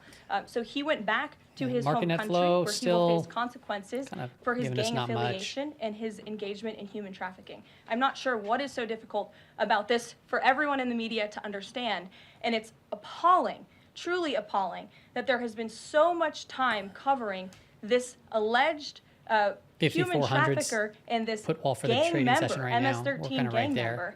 member. It's truly striking to me. Karen. The president 537 is the was magnet on SPY, about helping American farmers. And $1.50 last lower. week in his cabinet meeting, he was talking about a plan to work with 537 farmers down to here. retain workers who are in the U.S. illegally, provided that they leave and then come back through what he said would be a legal process. Can you give details on what that would look like? How many workers he's talking about? How long a plan like that would take to implement, and the timeline for more details on getting this actually to implementation? I can check in with our immigration and our policy team and get you some more details on that, Karen. Is this something he wants to roll out soon? I mean, he was talking back and forth with Secretary Rollins. Right. This is kind of imminent that he wants to do this. Yeah, look, the president is in constant communication with all of his cabinet secretaries, particularly Secretary Rollins, who has the backs of American farmers and ranchers. It's something that he spoke about with her in the front of all the cameras in the cabinet room, but I'll check in with not only our immigration team, but also with USDA, and we'll get you an answer. Jonathan. Hi, Caroline. Hi, it's good to see you in here. You too. The president has long said that it would be an abuse of power for a president to direct prosecutors I feel you, to Colby. investigate. Yeah, I'll get a couple few of you Last get way too week, emotional from President listening Trump to people talk. explicitly directed You guys can't let it affect you that Justice much. Department to Or it's going to scrutinize mess up Chris Krebs trading. to see if it Can't can imagine find what it's any like when a trade goes evidence against you of guys. criminal wrongdoing. How is that not? Like, who cares what the an bias abuse is, of bearish, power bullish, or to direct the Justice political, Department to look left-leaning, into right-leaning, an individual libertarian, whatever the named? case is. Look, the president signed that executive order. It's If you let it the affect you position of the emotionally, president in this White House that is it's not a well good within sign. his authority to do it. Otherwise, he wouldn't have signed it, and he signed it. But it and can that's get his annoying, policy. that's for sure. Jeff, how you doing? Fine, thanks, Caroline. A follow-up on Harvard. The president floated on Truth Social, I believe, the possibility of removing tax-exempt status. How serious is that threat, and are there other universities he's considering? And then a follow-up question on foreign policy. Can you give us an update on what the president hopes to come from the next round of talks with Iran? Sure. First, when it comes to Harvard, as I said, the president has been quite clear they Lean must into follow your federal feelings. law. He also wants to see Harvard apologize, and Harvard I get it. should apologize for the egregious anti-Semitism that took place on their college campus against Jewish American students. There were professors who said that he had engaged This in NQ is getting discriminatory really hung behavior up right against here at its Jewish opening students. Of course, price. you had the former president of the university saying bullying and harassment depends on the context.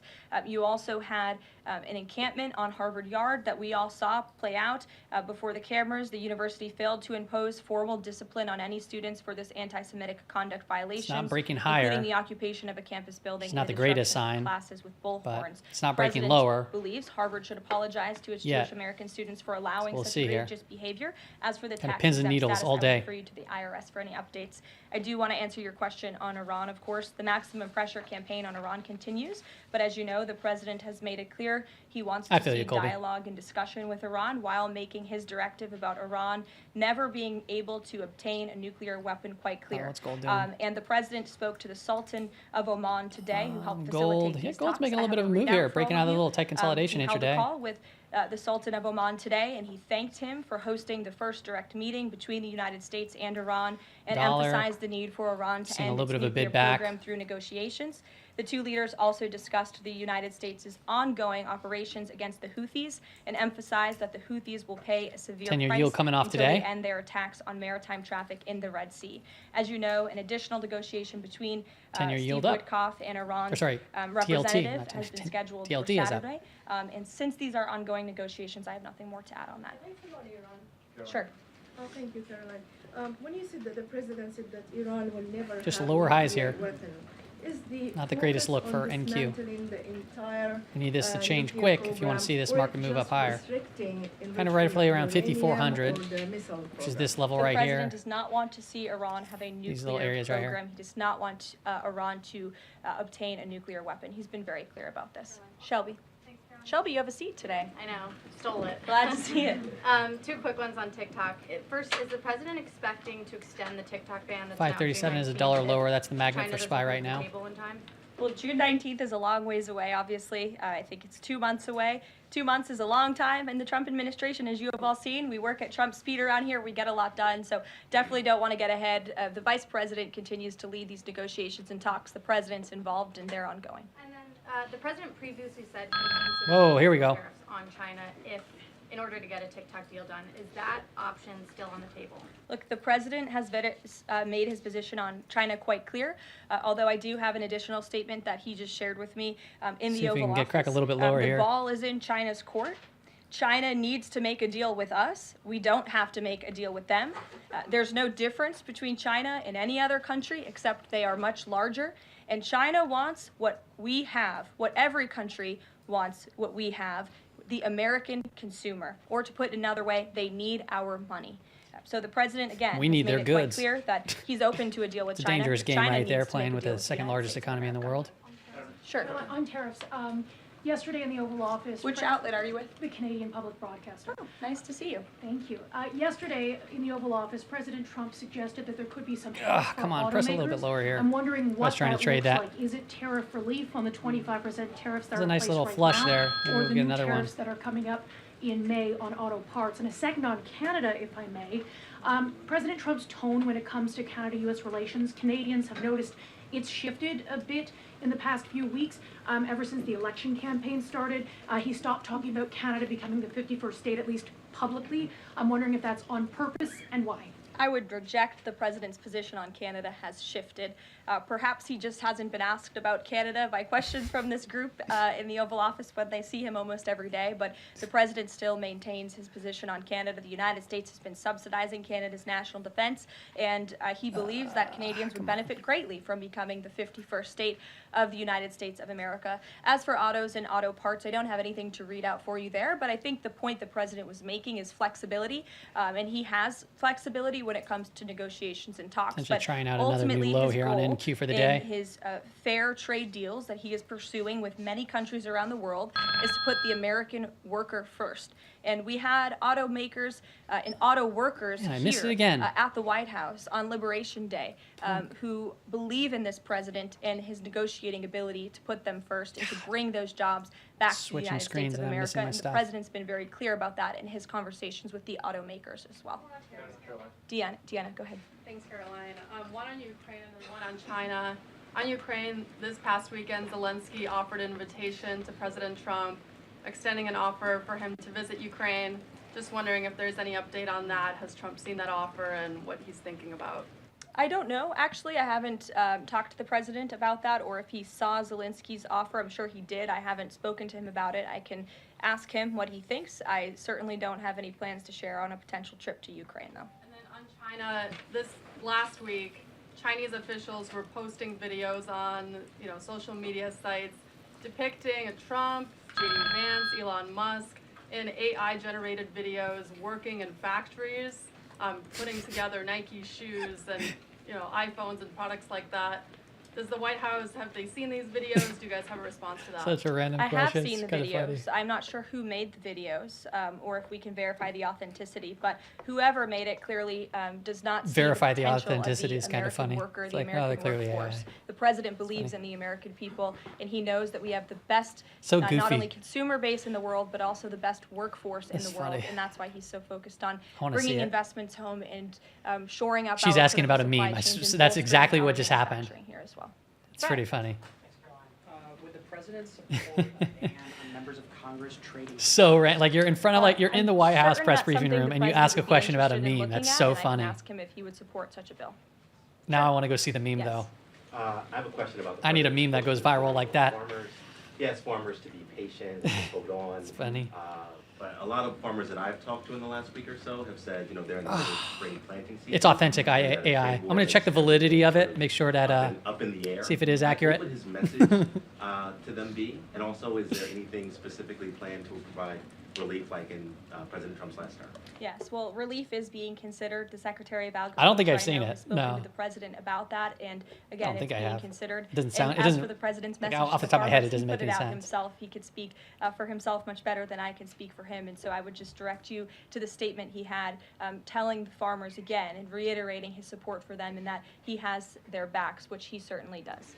Kelly, in the back. Thanks, Caroline. 2 questions. The first one, a Georgia man was just arrested over alleged threats to kill Director of National Intelligence Tulsi Gabbard. Reportedly, About there is 20 now basis points investigation down. around the FBI. Seeing a little bit of volatility here to the Can you Dan talk side. about It's the level of threats against various administration officials and then a nothing crazy though, because I'm sorry nothing to from a hear gamma that. perspective I had not has seen that changed. report. It's very unfortunately, and obviously the White House, the 4,400, president, the entire administration condemn any 5,400. threats Sorry, and we're violence we're against still there. any So no administration real officials break or of any public sort. We're just officials seeing on both sides quick of the aisle moves. here in Washington, Little D.C. volatile It shouldn't be shocks. I tolerated, don't even and think we it honestly. If commend I look at like the local depth law of this enforcement market, agencies for arresting this individual. let's just see. Where can I go? Biden, Time he's sales, former active President trader. Biden. Maybe? He's set to deliver his first major speech since leaving office tonight. I don't know how to change these He settings for plans this thing. to talk about what I'm told will be Social Security under the current administration, closing of offices, longer wait times, harder for seniors and people with disabilities to access earned benefits, is what Democrats have been saying today. I wanna see more I wanted depth to of get market the here. president's Give me a second here. response, or if he plans to respond to this, and comments on what Democrats are calling cuts to Social Security.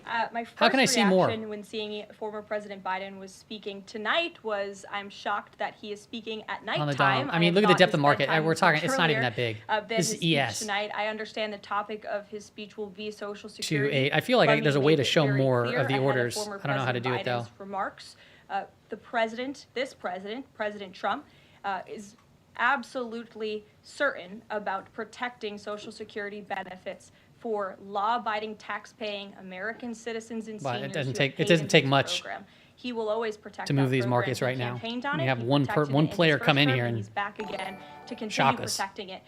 On Is the there any topic of news? Not Social really. Security, I have some news before I let you all go. CTA is Later this buying- afternoon, the president will be signing a presidential memorandum aimed at stopping No. illegal aliens and other ineligible people No, from they- obtaining they're Social net sellers. Security Act benefits. Same The with bulk control memorandum funds, will I believe. direct the administration to ensure ineligible aliens are not Yeah, bulk receiving control funds funds, pretty from the much the same Social Security situation. Act It's not a- programs. not a great It look will around, expand the Social Security Administration's fraud prosecutor program to at least 50 U.S. attorney offices and establishes a Medicare and Medicaid fraud prosecution program in 15 U.S. attorney I think offices. it's ending here soon, The which might memorandum free the will market also up from its require the kind of Social Security prior Administration little move here. Inspector General to investigate earning reports for This selling individuals kinda came aged into place while 100 she or came on, older with or mismatched leading up to Social it, Security so maybe records just a to little combat uncertainty. identity theft.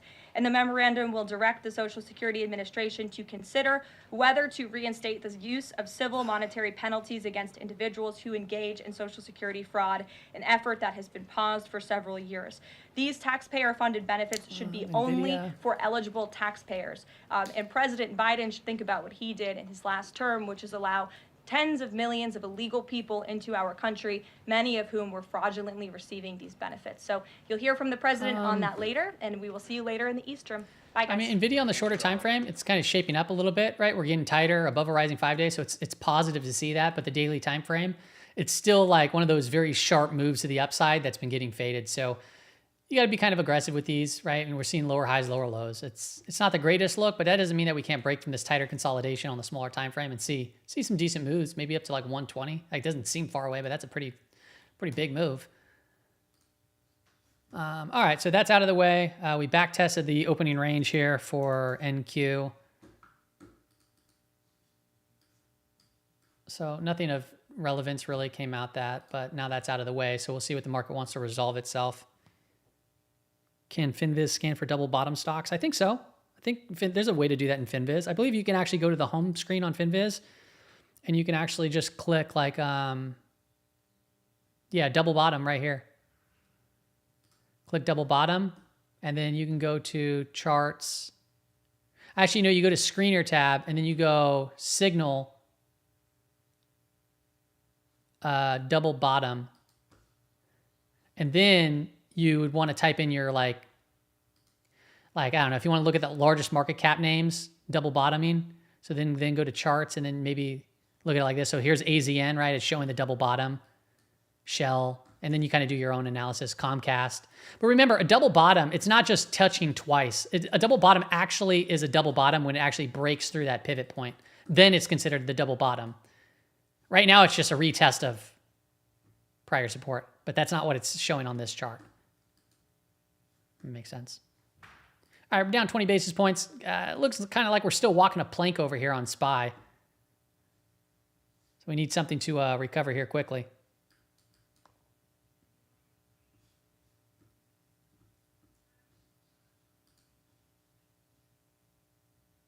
You think it's under the gear icon? I'm going to mess with it later, generator. Yeah, it's somewhere. I've seen it before, but I'm trying to figure it out right now.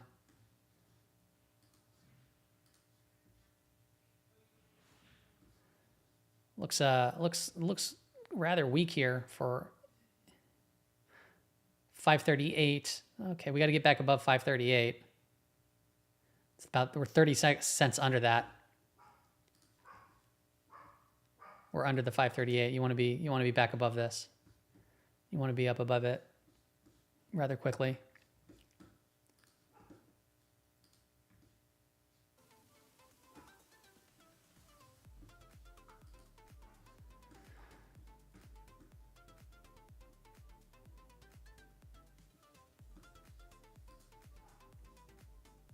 Flows, yeah, not horrible, but it's just going sideways right now, and obviously there's no convergence, no volume, and it's just a lot of chop, a lot of crud right now. Just yeah, it's not a great trading day, that's for sure. A couple final hours to trade too.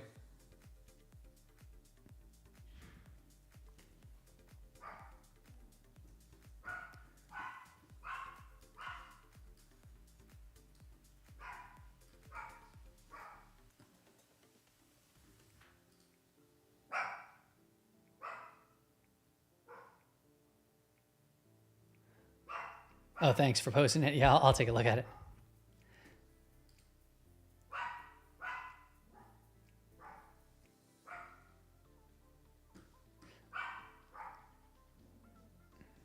Google down about 2%, Meta down about 2%, Apple flat, Microsoft down about 1%.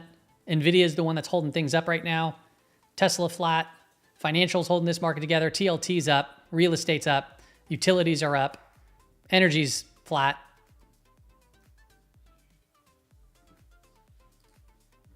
Qs are flat. And Q slightly down.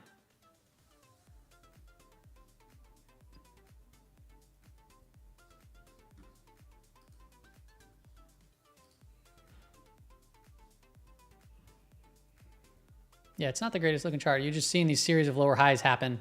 Just lower high after lower high. So checking out the low, probably likely.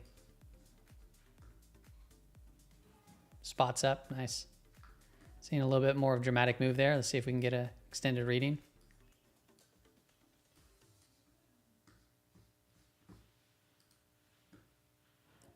Do. I'm not really sure. I'm not short SPY or anything like that. I'm not really doing much trading whatsoever today. Yeah, Spot's been a strong performer. Spotify.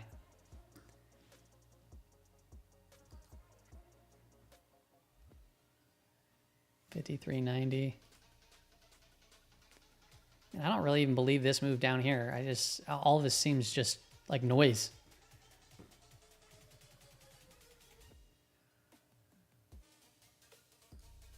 A lot of noise right now.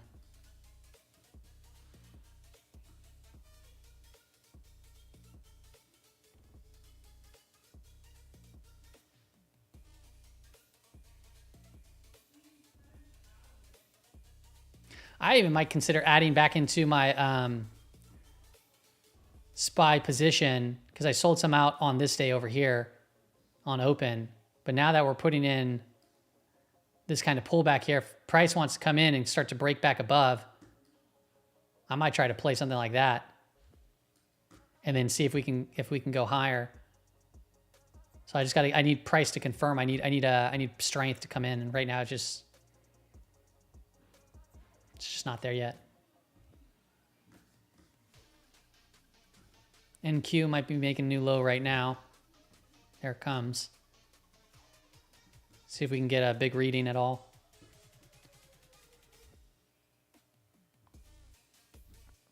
Nope.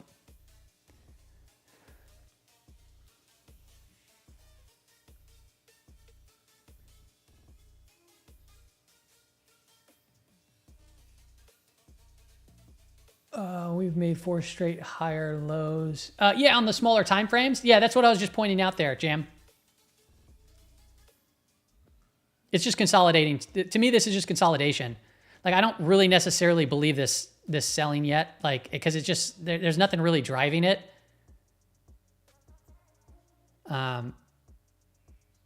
It's just slow. Like, it's just slow. Like, I wouldn't be shocked if we come right back up here, you know, and we don't do anything today.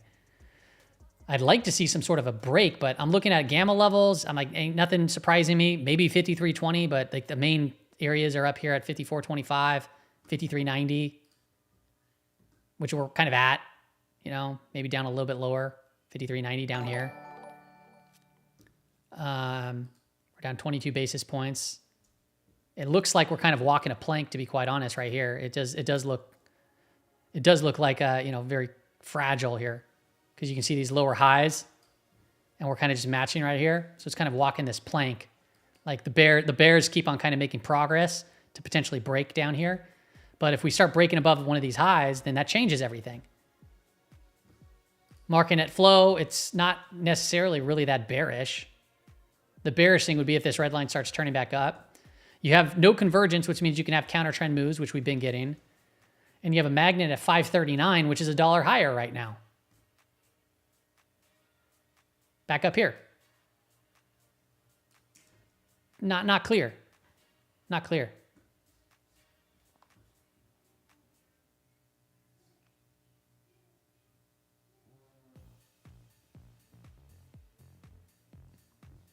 It's not, yeah, it's kind of weird. It's not seeing the expected move being hit. Well, the market's trying to price in risk properly. So it's pricing it properly, but we haven't seen it hit.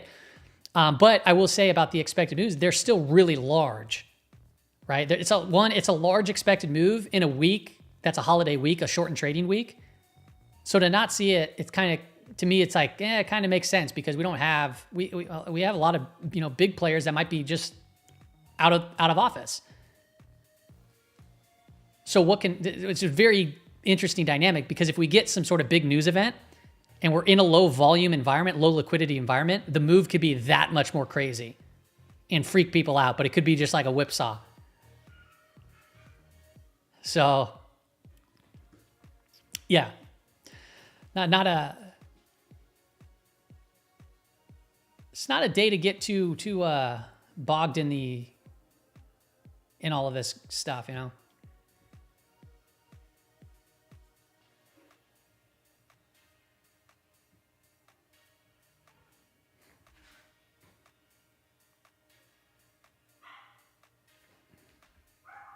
Boom.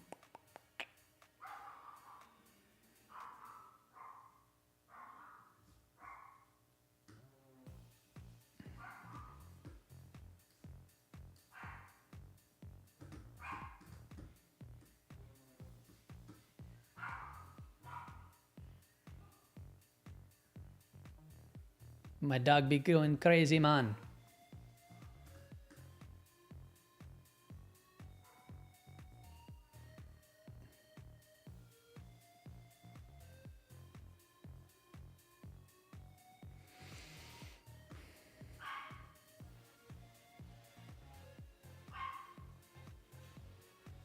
We have an options expiration this week too, so we'll probably see more volume on Thursday. Pretty higher volume day. NQ looks it looks weak. It looks weak right now.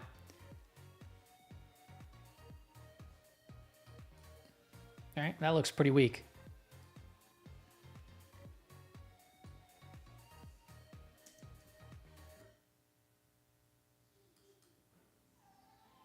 It look weak.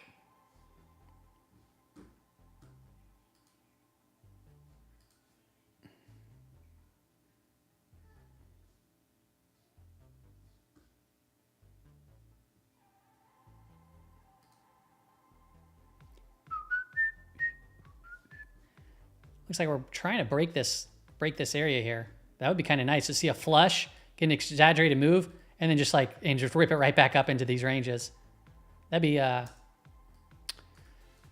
mean, the conditions of the market right now kind of would support something like that. I would like to see a, bam, reading way down here in order to kind of feel like a try at that. But when I say the conditions, I'm looking at just market net flow. I'm looking at gamma, just 0-day levels today.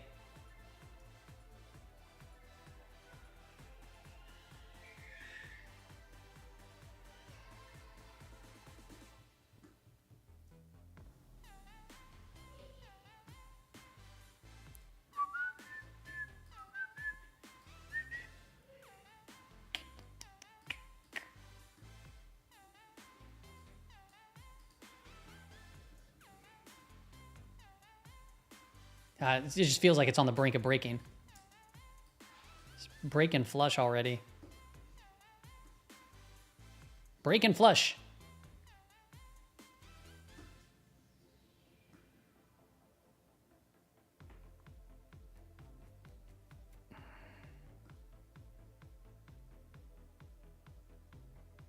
All right, there's the break. That's a new low for NQ. I haven't covered CRWD. I will. I will in a moment. I want to see what comes from this. See if we get like a bigger expansion down to the downside here. Let's see if we can get a flush down. Boop boop boop boop boop boop boop boop boop boop.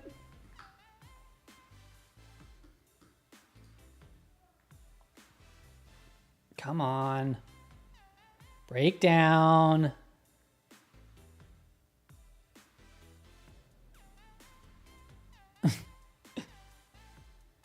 Come on, do something bigger.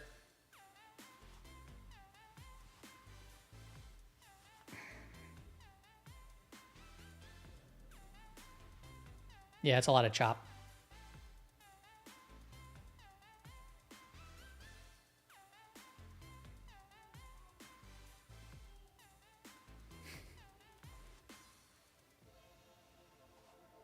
Do a Tom Petty.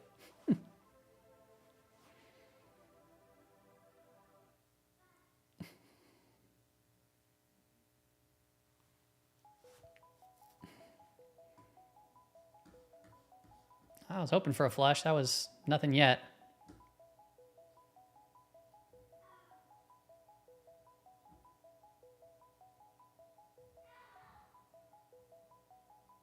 Give me something to work with. See how low liquid this is? This thing just like snapped down there really quick.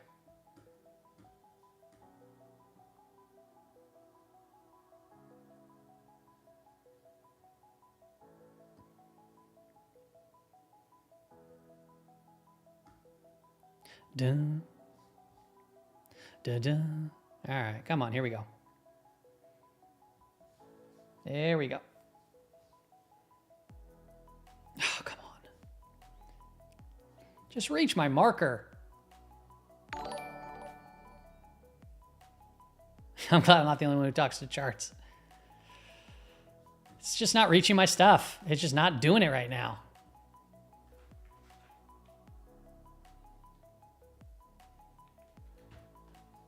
It ain't getting to where I want it to be.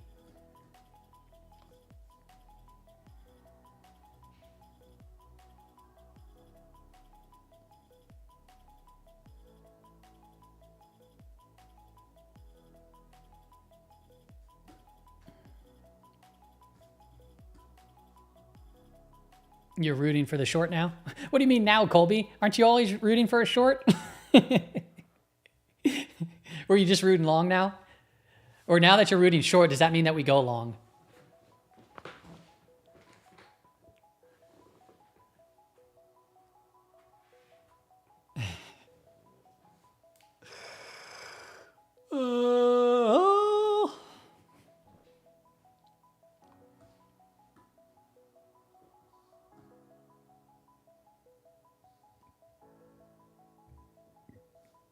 Cuss them out pretty regularly. You're trying to play long today. Not a horrible day to try to play long, but you know, at least it's not down a lot more than 37 basis points in the SPY. At least right now.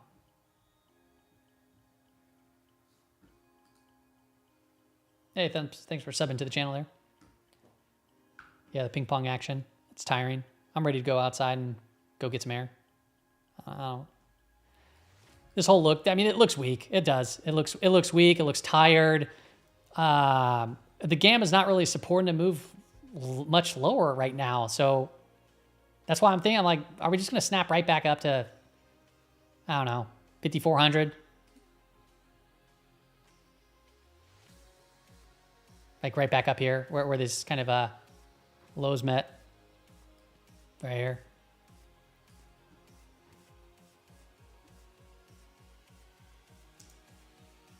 I don't know, that'd be probably kind of my guess.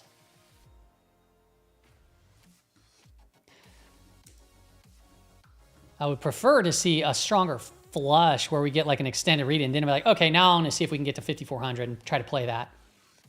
You know, a little bit more of a shakeout, a little bit of a capitulation. People are like, okay, yeah, I'm done sort of thing. And then just quickly come back up to 5,400 and then people try to chase it in and then it gets rejected again or something like that. I mean, so far it's kind of doing what we said, how we can undercut it, potentially, you know, doodle around and maybe go up, but it's not really tradable right here. It's just not tradable yet.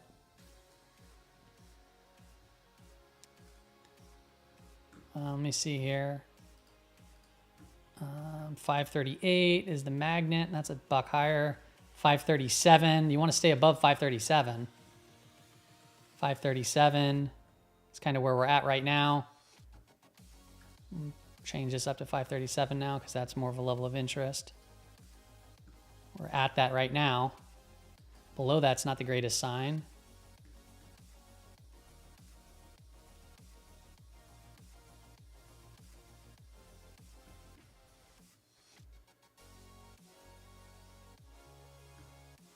Still no extravagant tick readings. Slow bleed.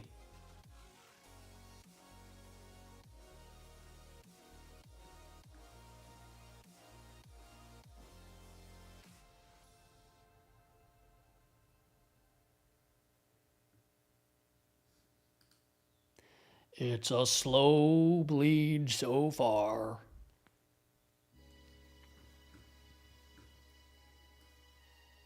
Kind of broke down, back tested a little bit.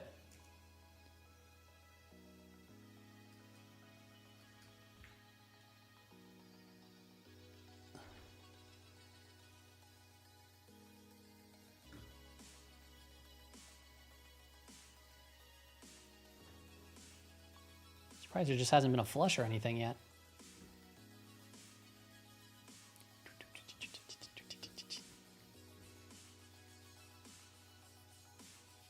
Let's go maybe 53.80.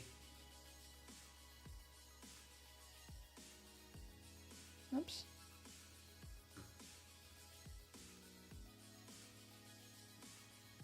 Come down there maybe.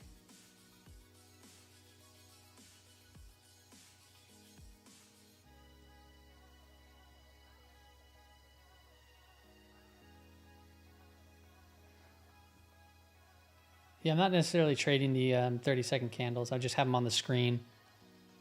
We're just watching smaller movements here.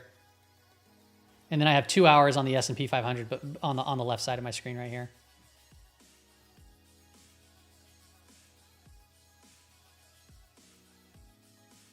And then I have 15 minutes too.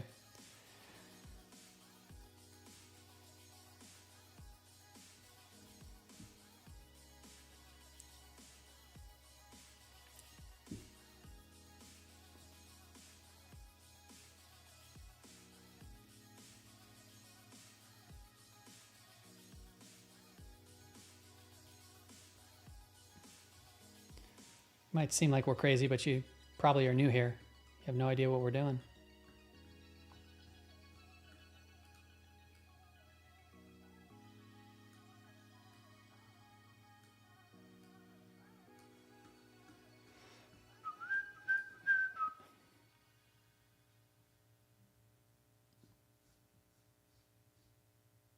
Just need a story.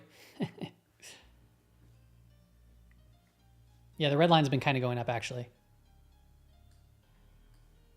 Still no convergence. Market's been moving down, but it's not, these aren't strong moves, right? We're still kind of bouncing around that 537 over here. Like I said, honestly, I might even look to add if we can start to see some strength through here, because I just do not see anything screaming like we're going to be breaking significantly lower today. If anything, I still think that if we were to come down to this 53.81, you know, that was a prior high of this candle over here. Maybe we come back up to 5,400 because there's a interesting gamma level right there, and then kind of go from there.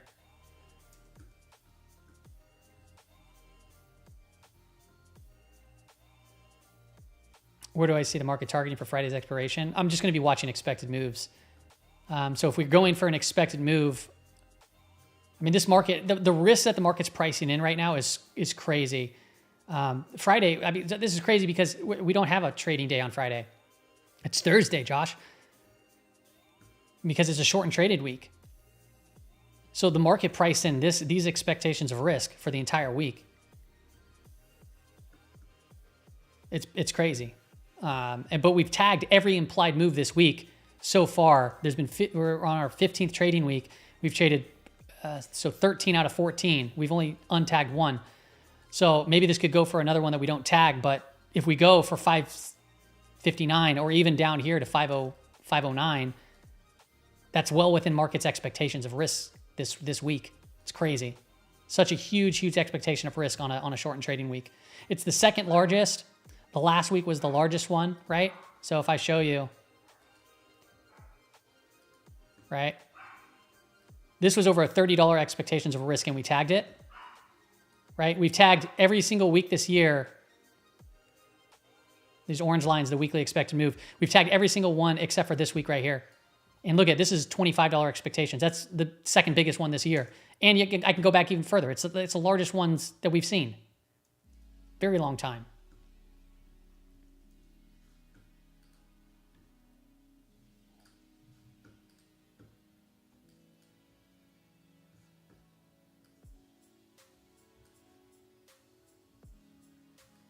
I swear, if this does exactly what we said as far as structure goes, I need somebody to go and clip that.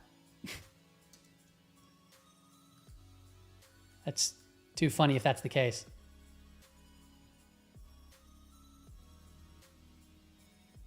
I feel you. Definitely need more volatility. Tell us a story how you started trading.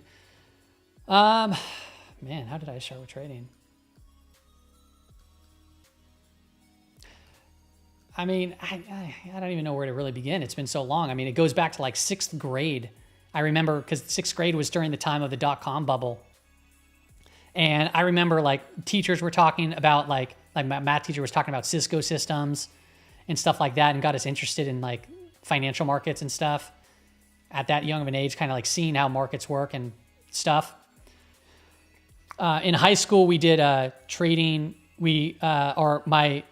I forget which teacher specifically was, but he was really big on investing, and he would show us, you know, how his portfolio went up over the years of investing, and we would do trading competitions, paper trading stuff there, and you know, so we can understand like, you know, buying, selling, and all this type of stuff, and that's kind of what kind of got me very interested into it then. But other than that, I mean, it's not necessarily even trading that I liked so much. I love just how one cause can cause, like one thing that can happen in one place can happen in another. And it's like this treasure map of trying to find interesting things taking place in the market and where, you know, it's just like a gigantic treasure hunt. And, you know, growing up, my favorite movies were the ones of like, there's kids searching for treasure or searching for something like that and looking and kind of seeing what you can find, what you can explore. And the markets are full of that, where you can different math, different calculations, different indicators, different intermarket stuff.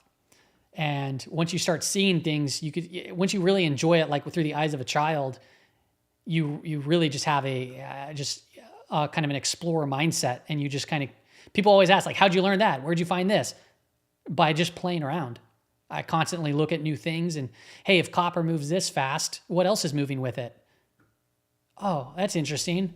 China's been moving with it, right? Like, well, why would that be? And then you start looking into, why is copper moving with China? Well, they're one of the largest exporters or importers or whatever it is, right? So it's just interesting stuff like that it kind of put together. You know, rates of change between Bitcoin and gold, high beta, low beta, interesting stuff. And then I started trading. I started originally at basically investing. That was the first start, was investing, and that was at the pretty much when I first started my adult career, which was meaning my main career focus, which was in communications. I did communications for over 13 years, and that started back in 2007, 2008, and that's when I started actually really kind of heavily investing, pretty much at the bottom of the financial crisis. So I got to see like my funds grow really quickly, which is also pretty interesting.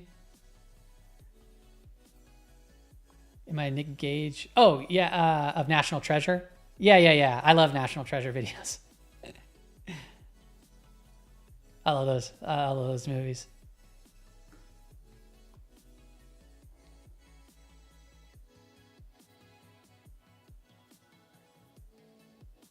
How do you harness your inner child? You got to have genuine curiosity.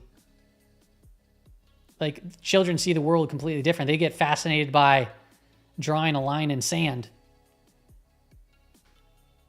Right? Instead of trying to be right or wrong, they're just learning.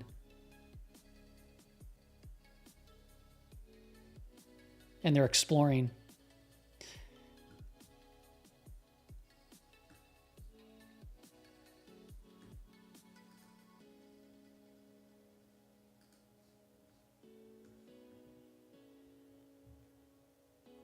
Do I update did you update the expected moves indicator?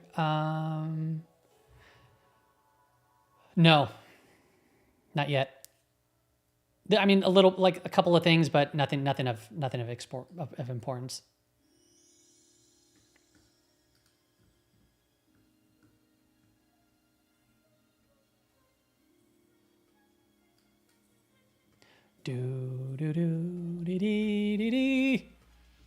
Ain't nothing going on in these markets, people. I think I'm gonna call it.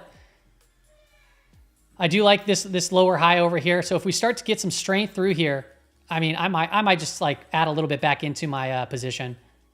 At the beginning of this episode, I talked about how I had some SSO on the close over here on Friday, and I sold half of it over in the open. on Monday, and then we're putting in this higher low right now. And if this is just pulling in to kind of potentially see some strength, I don't mind getting a little bit back more in, just in case we go higher. And if we break lower, I don't know. I'll execute at that point. But right now, I'm not really too concerned because it's a small position.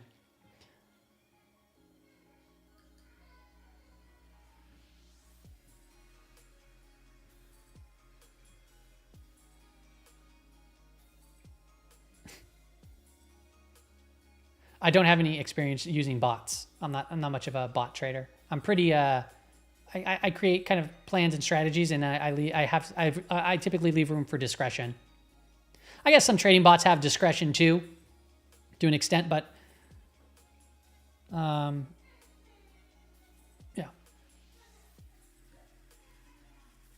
GLD analysis paralysis. Gold. I mean, gold's strong. Is that what you're asking? Gold's strong. There'll come a time where gold is not strong and it'll consolidate and go sideways, pull back. But right now, gold's strong. You're welcome, Pavan. I'm sorry, I'm probably pronouncing that incorrectly, but I can hear my boy crying. I'm hungry. I haven't ate today. I need some food. I think I'm gonna call it. But yeah, thanks for everybody for tuning in. Kind of uneventful. But once again, you know, if I were to look at this market right now and everything, gamma exposure levels, I just wouldn't be shocked to see this thing back up break even. I didn't quite get down to this level, but, you know, come back to 5,400 and kind of doodle around 5,400, maybe 5,425. 53.95 is right here.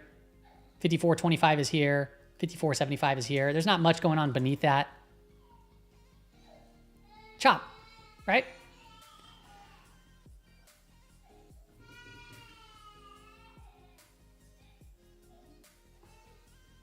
All right, y'all. I'll see ya.